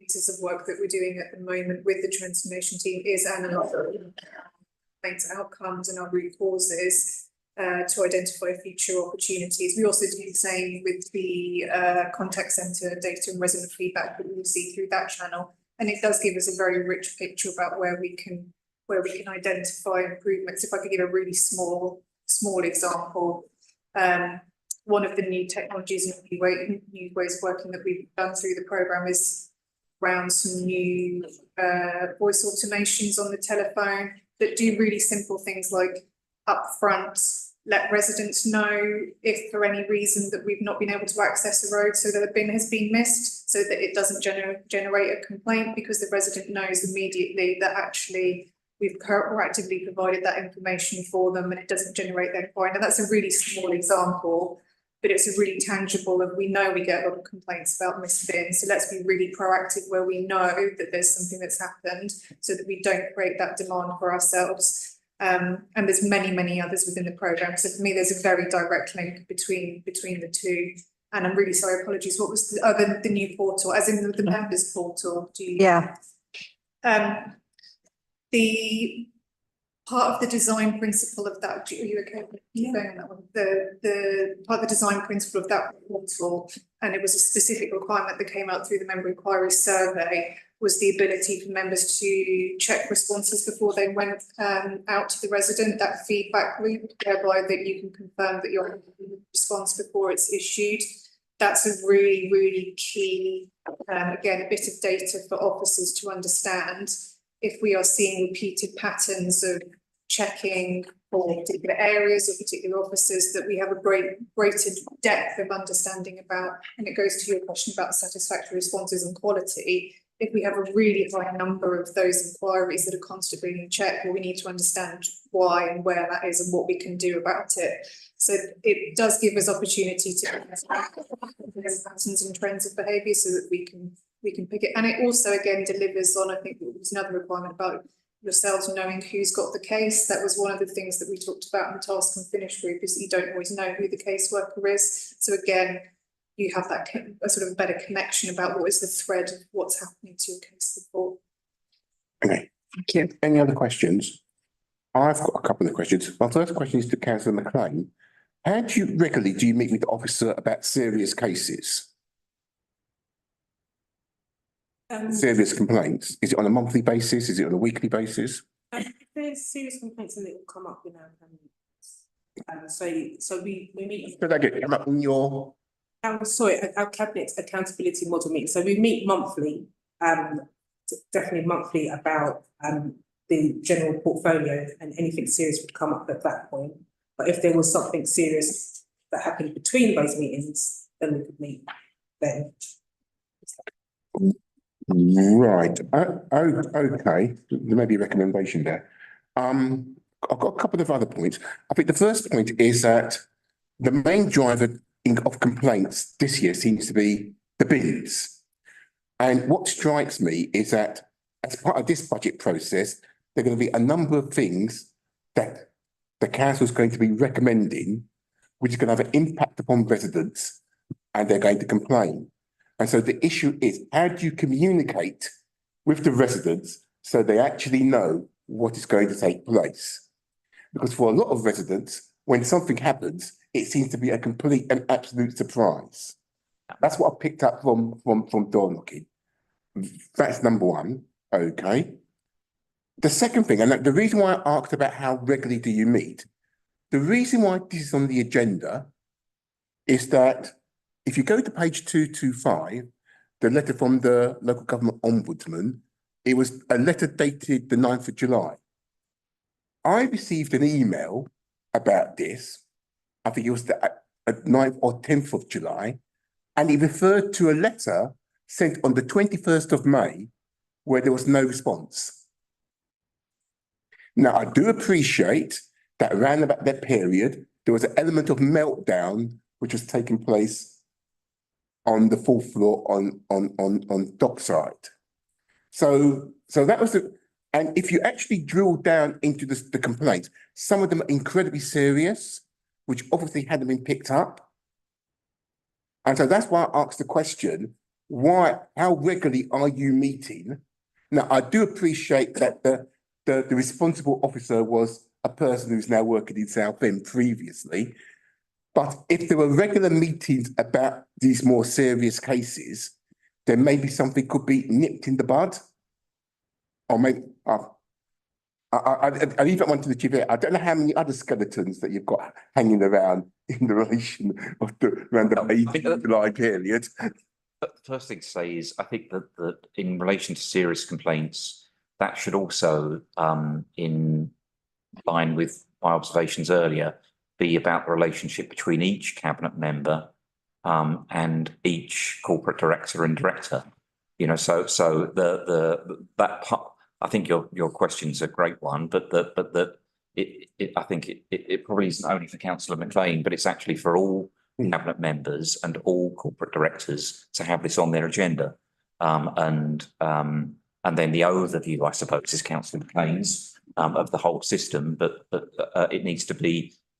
I'm reluctant to see this as being the responsibility of just one or two members, and at the centre, but it's the whole organisation. So, in a sense, I would like to widen that out to the whole of the cabinet and the whole of the corporate leadership team. Now, on the point, which is an extremely important one, I think, Chair, of the potential service changes, including potentially service changes in refuse collection, and indeed food waste, changes which will impact on every Newham resident. There's this syndrome known as the Terminal 5 syndrome, where when Terminal 5 and Heathrow first opened, the first, I think, 10 days or so were plagued with problems and complaints. Although they hadn't apparently resourced sufficiently the opening of that terminal to deal with the teething problems, which they proved to be as the thing settled down. So that's quite an important message, I think, to all public service organisations and to Newham, which is that if anything, we need to over-resource a change. You know, even if it is over-resourcing it, it's part of an investment in a successful change to make sure that it is adequately, or even a little more than adequately, resourced by way of communication, hotlines, making sure residents know what's going on. And because we're trying to lean our spending on everything, it's very tempting to lean our spending on areas like that could be counterproductive, because they'll create failure demand if we don't get it right. So I'll take that message away from this meeting tonight. And if I may, just to pick up on a couple of points that Paul has raised. Yes, it is a requirement for every single cabinet member to be liaising with their corporate directors on long-standing and serious cases. I do that with my corporate director. It's a formal aspect of those cabinet accountability model monthly meetings that portfolio leads have with their corporate directors and different members of the service area team. In addition, I have monthly meetings with the monitoring officer on long-standing legal cases that the council faces, just to be kept updated and appraised. And just to the ombudsman letter that came through, I think one important aspect to also take into account, which is more contextual, a large number of those cases related to One Housing Services, and we know that Housing Services is going through its own improvement journey as a consequence of the C4 rating. And a consistent issue raised when I was looking at the Excel document was just the time it was taking for service areas to spot their residents, and then that leading to them going to the ombudsman, which they shouldn't have needed to do. And then to the point around failure demand, with expending so much energy on failure demand, and actually even us as members are managing failure demand. So a lot of my conversations are around, you know, casework emails that I receive. I'm having to surface and encourage teams, including corporate directors. You need to be working as a one service area in regards to this in order to begin to shift that culture around performance, yes, and that's an operational issue because that's for officers, but also play my part in the leadership in shifting that culture and setting expectations. And you know, I very much hope it's not going to be an extended, long and hard slog or shift.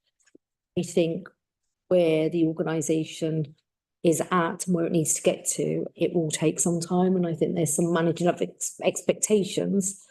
And that also includes the way in which things are written and the voice, the tone of voice on emails and letters and the like. But that's a cultural piece of work.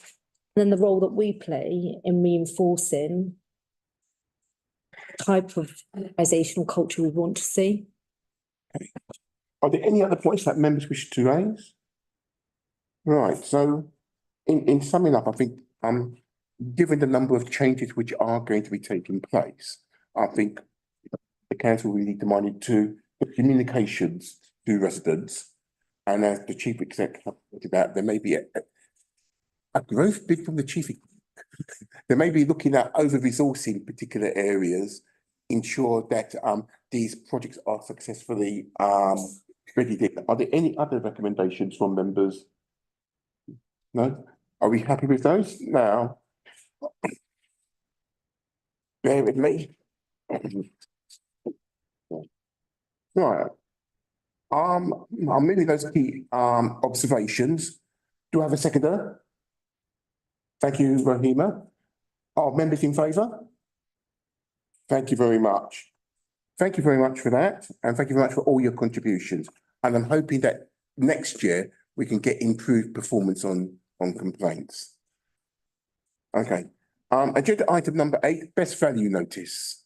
Thank you very much, Chair. And then I'll be bringing in colleagues. I just wanted to make some initial remarks. So, colleagues, this is the second quarterly report relating to the non-statutory best value notice that we received in May, and it sets out progress across the areas. Obviously, biggest areas as it relates to financial sustainability, which we've explored in regards to the October finance report that was earlier on in the agenda.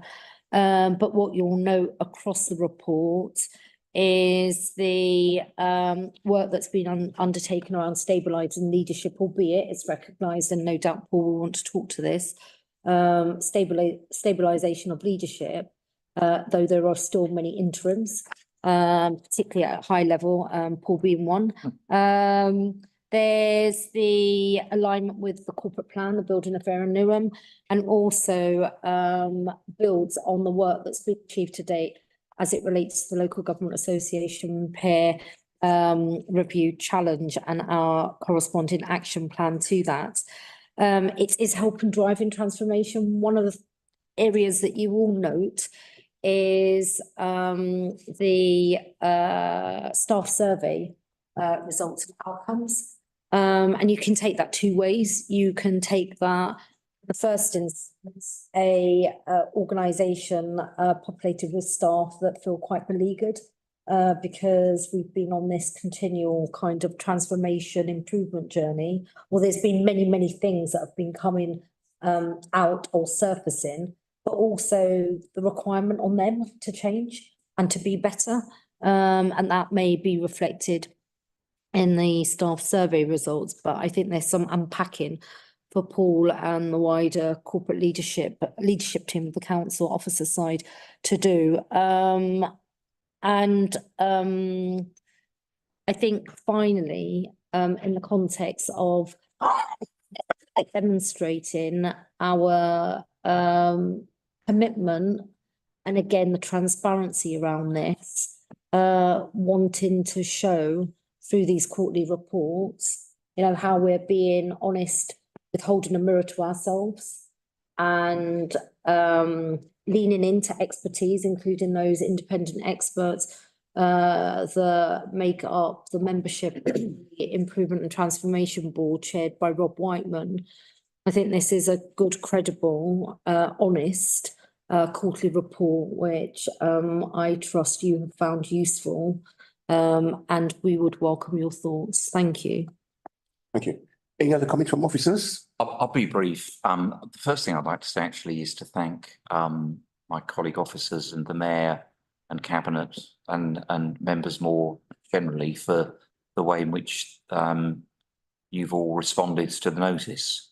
And I think it is commendable, really, the lack of defensiveness, the openness, the commitment to improvement, and the volume of work that's taken place, is taking place. The paperwork here, it involves an awful lot of people. I think it is, and you know, really excellent work that people have done, which doesn't mean that we've completed the journey, but I think we've made a very good start. And just to remind the committee that the goal is that it's a 12-month review point in May 2026. And I think our goal and responsibility is to give the evidence to the Ministry of Housing and Local Government that it can be confident it can lift that notice next May, and that Newham is no longer on a sort of a watch list for the government. And that's our goal. And I think if we continue the way that we have undertaking at the moment, there's a very good chance that we'll succeed. And the way that we'll do that really is by supporting each other and you know, at all costs avoiding a blame culture, which I think is incredibly unhelpful in a journey of continuous improvement. So we both need to be accountable and responsible, but also to avoid finger pointing. And that's part of the cultural changes the council needs. So, I think that the report's a very full one. I'll be surprised if there's another council that has as much information in the public domain about what we're doing. I don't think there'll be another local authority that is as that is as open as this is, and I think that's a great strength as well, because it means that we're owning our areas of need for development. We're being transparent about it, and we're tracking our progress very closely. So yes, I hope your council is addressing it in a serious way. Thank you very much. Any member? Councillor Masters? I think my point, and okay, it sounds a bit self-serving. I'm wondering whether it might not be time to sort of have scrutiny kind of dropped from the best value statement. I mean, I've sat here before and I said the same thing, that, a lot of us questioned some of the findings of the original CFGS report, but we've still gone on a long journey. If you look at the call-ins and the issues that have been highlighted by those call-ins, I think, scrutiny is absolutely on fire at the moment. There've been some very good reports. The annual scrutiny report at the end of the last municipal year showed a lot of the good work we'd been doing. We have a scrutiny action plan now. Isn't it time to just say, come on, let's prioritise the areas that generally are a problem for the council and recognise the achievements of scrutiny? Yeah, if I may, it's for government to determine what areas, as it relates to a council, it wants some focus and I totally get that. No conversation through the two of you, it's through the chair. Through the chair. If it relates through, so at that 1 year review point, there will be the evidence provided as part of a demonstration that this is the progress that's been made, and we're hopeful that in its totality, there will be recognition, and notwithstanding what we may feel about what's been said, because all of us will feel a different view about what's been said, either in the best value notice, but we're accepting it, and in any previous reports. I mean, yes, and just to answer that, through you, Chair, it's commendable, the journey that scrutiny's been on, and I obviously wasn't here at an earlier stage, and so I can't speak from experience, but from what I've read and understood, it's a fantastic journey of improvement and of and scrutiny seems, from everything I'm seeing, to work very effectively in Europe. Firmly, respectfully, of course, the Mayor is correct. The component elements of the best value notice can't be withdrawn. The best value notice has been published and hopefully will be withdrawn next May, shortly afterwards. So the Mayor's right about that, but I think at the same time, we're right to acknowledge what a terrific journey of improvement scrutiny's been on. I've definitely noticed that from everything I've read and everything I've spoken to. Councillor Shaw. Thank you, Chair. I believe officers and colleagues meet with CLG. Yeah. And it is expected for the best value notice to end in May 2026. Paul, you mentioned something really important. The blame culture and finger pointing is not helping anybody. And the question is, what clear milestones will show that Newham can manage its own improvements? Yeah, that's a really good question. And I think the heart of it is that MHCLG doesn't expect action. So I think Sarah may want to add to this because she joins me in monthly meetings with MHCLG. So she's been party to all of the conversations I've been involved in. They don't expect perfection, they're realists, and they know the civil service itself isn't perfect. And all large organisations have their weaknesses. So what we're aiming for is not perfection, but it is self-awareness, and it is candour. It's knowing ourselves, knowing our services, and that will inspire trust.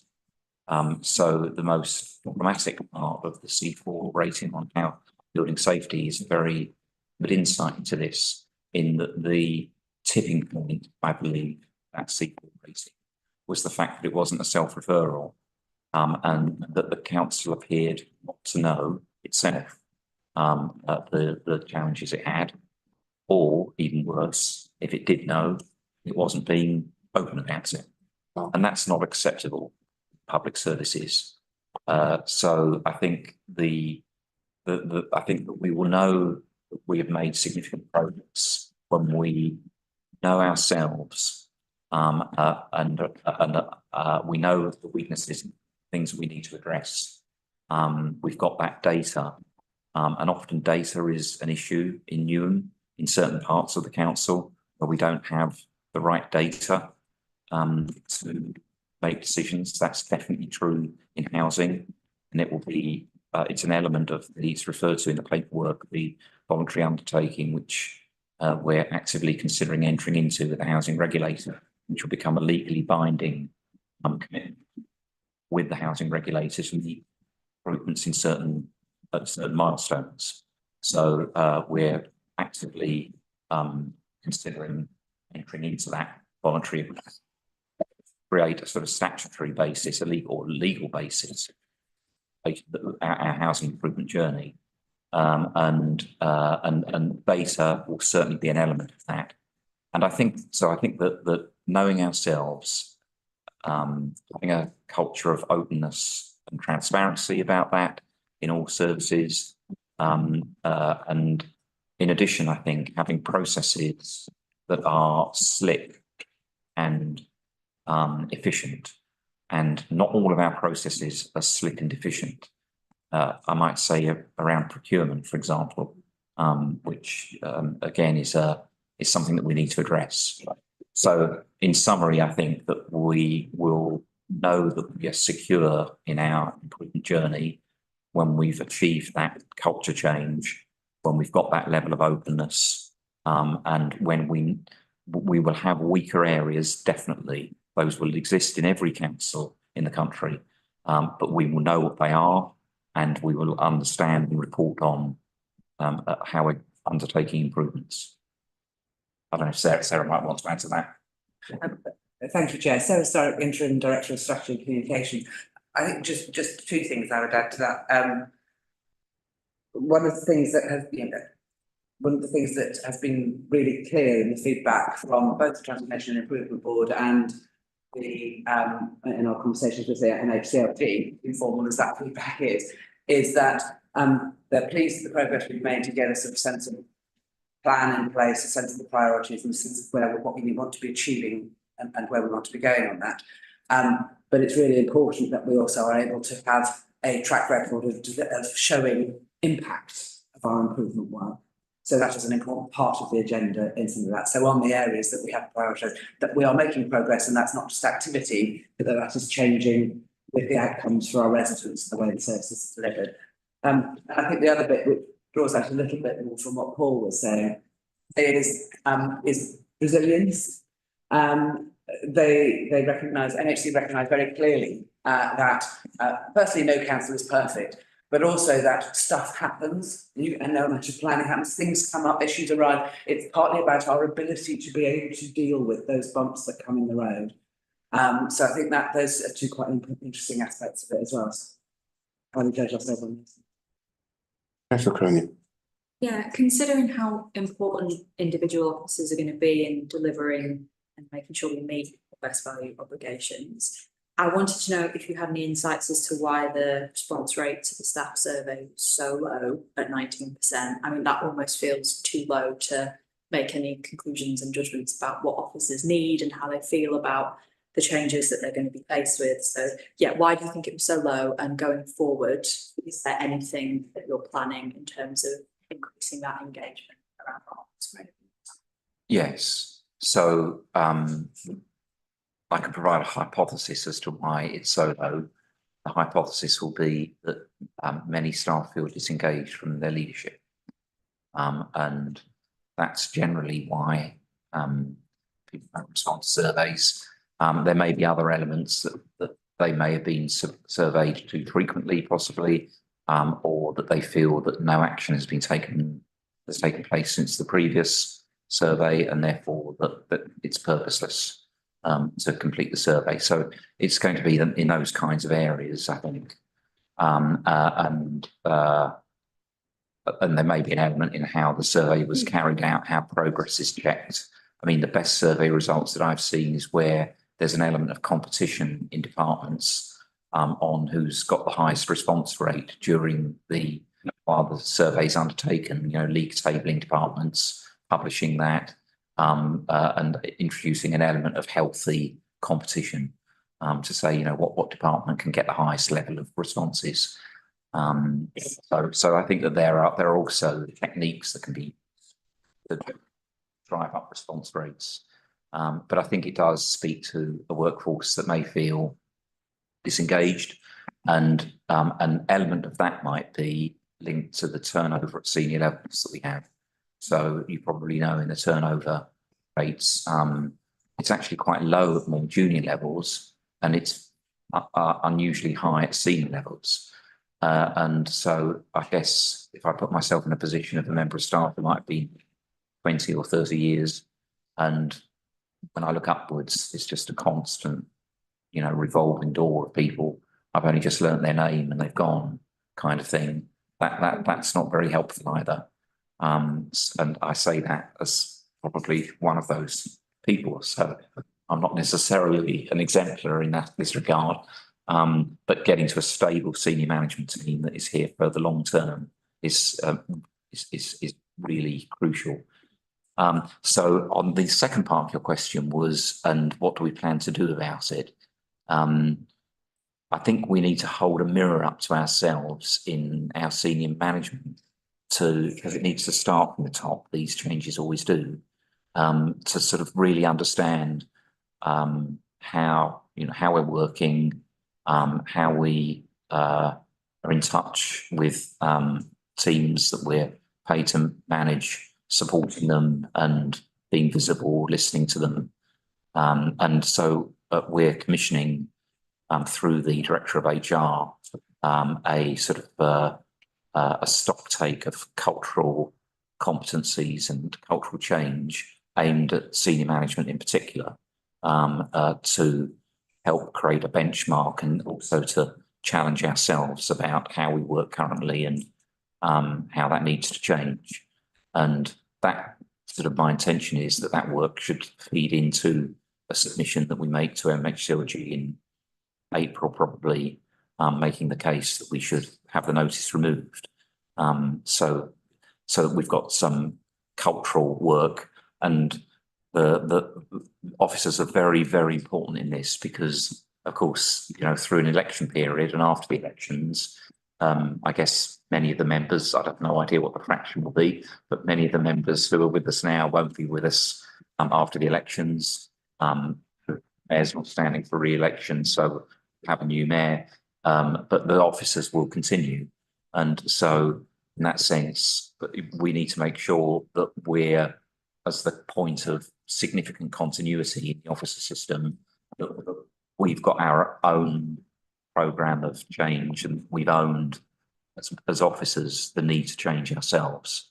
And I'm very averse to sort of deflection, and which does happen sometimes, where sometimes tempting to think that one's response, if only somebody else was, you know, working in a different way, then our issues would be resolved. But I think that particularly as senior managers, we need to own that ourselves.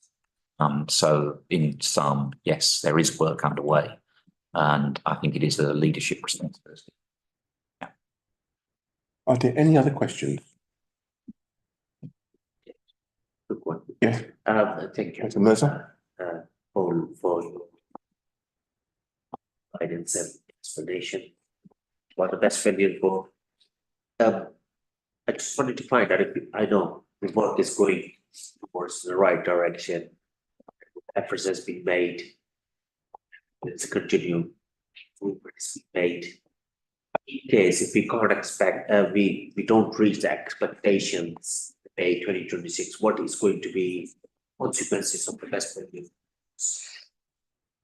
What's going to be the consequences of the best value notice? If we don't meet the expectation. If we don't. So, well, that's a very interesting question. And there are a variety of options open to the government if it's not persuaded of our improvement. They could extend the notice. So they might say, we've reviewed it in May 26, but we're now wish to review it again in May 27. So extend that process. They could introduce envoys, which I believe is what Tower Hamlets Council has, which is sort of a slightly more intensive form of intervention, or they could introduce commissioners, as Croydon Council has, where commissioners in effect take responsibility for certain functions from councillors, and unelected people become the decision makers, as is the case currently in Croydon. So none of those options are happy outcomes for Newham, and I think it's therefore really important that we keep decision making with elected representatives from Newham. That's why we're placing such an emphasis on removing that notice. Thank you. Any further questions from members? In order to sum up, I think, Newham Council is moving in the right direction. Certainly, I think everyone to note the vast improvements in scrutiny. I hear no agreement from the scrutiny members there, but maybe we're all tired. I think there's a key element to note about paragraph 5.27, and presumably a report will go through to cabinet, and my expectation is that the report will either go through to housing region or overview and scrutiny. I will leave it for discussion at overview and scrutiny at the best place to review that. The great joker in the pack is obviously the finance and the medium strategy, and closing that £90 million gap, which I mean, I really do want to close. But there's been a tremendous movement. I would like to thank officers for their hard work in actually moving Newham in the right direction. So, with those recommendations, particularly the one in a report coming through to housing region, overview and scrutiny, are members going to agree with this report? Yes. Agreed. Thank you very much. Thank you very much, everyone. Item number 10, appointments. Do any scrutiny chairs have updates of the membership of their commission?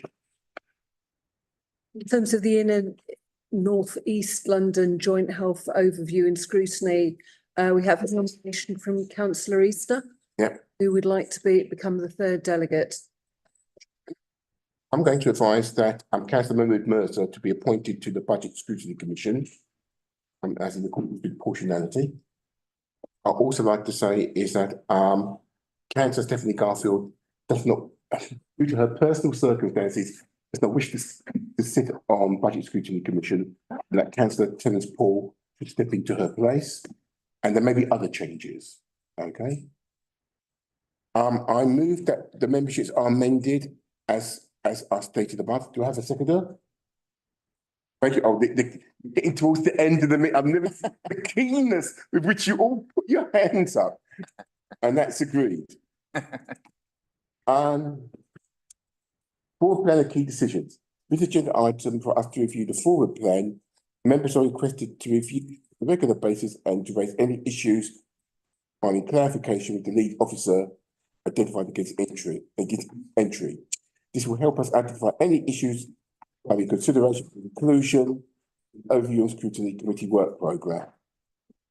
Right, are there any changes that members wish to make to any of the agenda items? I think the only item really is housing region overview and scrutiny in relation to the recommendation about the legal document. Okay. Is that agreed, people? Agreed. But then it's too enthusiastic. You scrutiny chair updates. Who's going to kick off? Councillor Masters. Right, next health scrutiny meeting is on November the 11th. We'll have an update on the Barnsley Street Community Mental Health Pilot, which members of my scrutiny visited today. That all went very successfully. We will have the second part of our look into care closer to home, looking at the kind of care our residents who are older or vulnerable receive when they come out of hospital. So we'll be looking at the work of community nursing and social care. And also all of that might move around slightly should the CQC and in advance of November the 11th. But I have plans for how that will be accommodated. Okay. Councillor Shah. So I'm working with the officers towards the commission's next meeting to be held in December. Okay. Councillor Garfield isn't here. Do we know? The next meeting on the 9th, thank you, 9th of December. Items on the agenda are community safeguarding. And that's in progress. Okay. And for housing region, the item that will be on the agenda will be temporary accommodation, which will be a key meeting. And do expect an element of scrutiny on there. Do members agree to note that item? Thank you. And date of next meeting is the 18th of November. Okay. I'd like to thank members and officers for their attendance and contributions. Okay. And the meeting is ending at 9:10.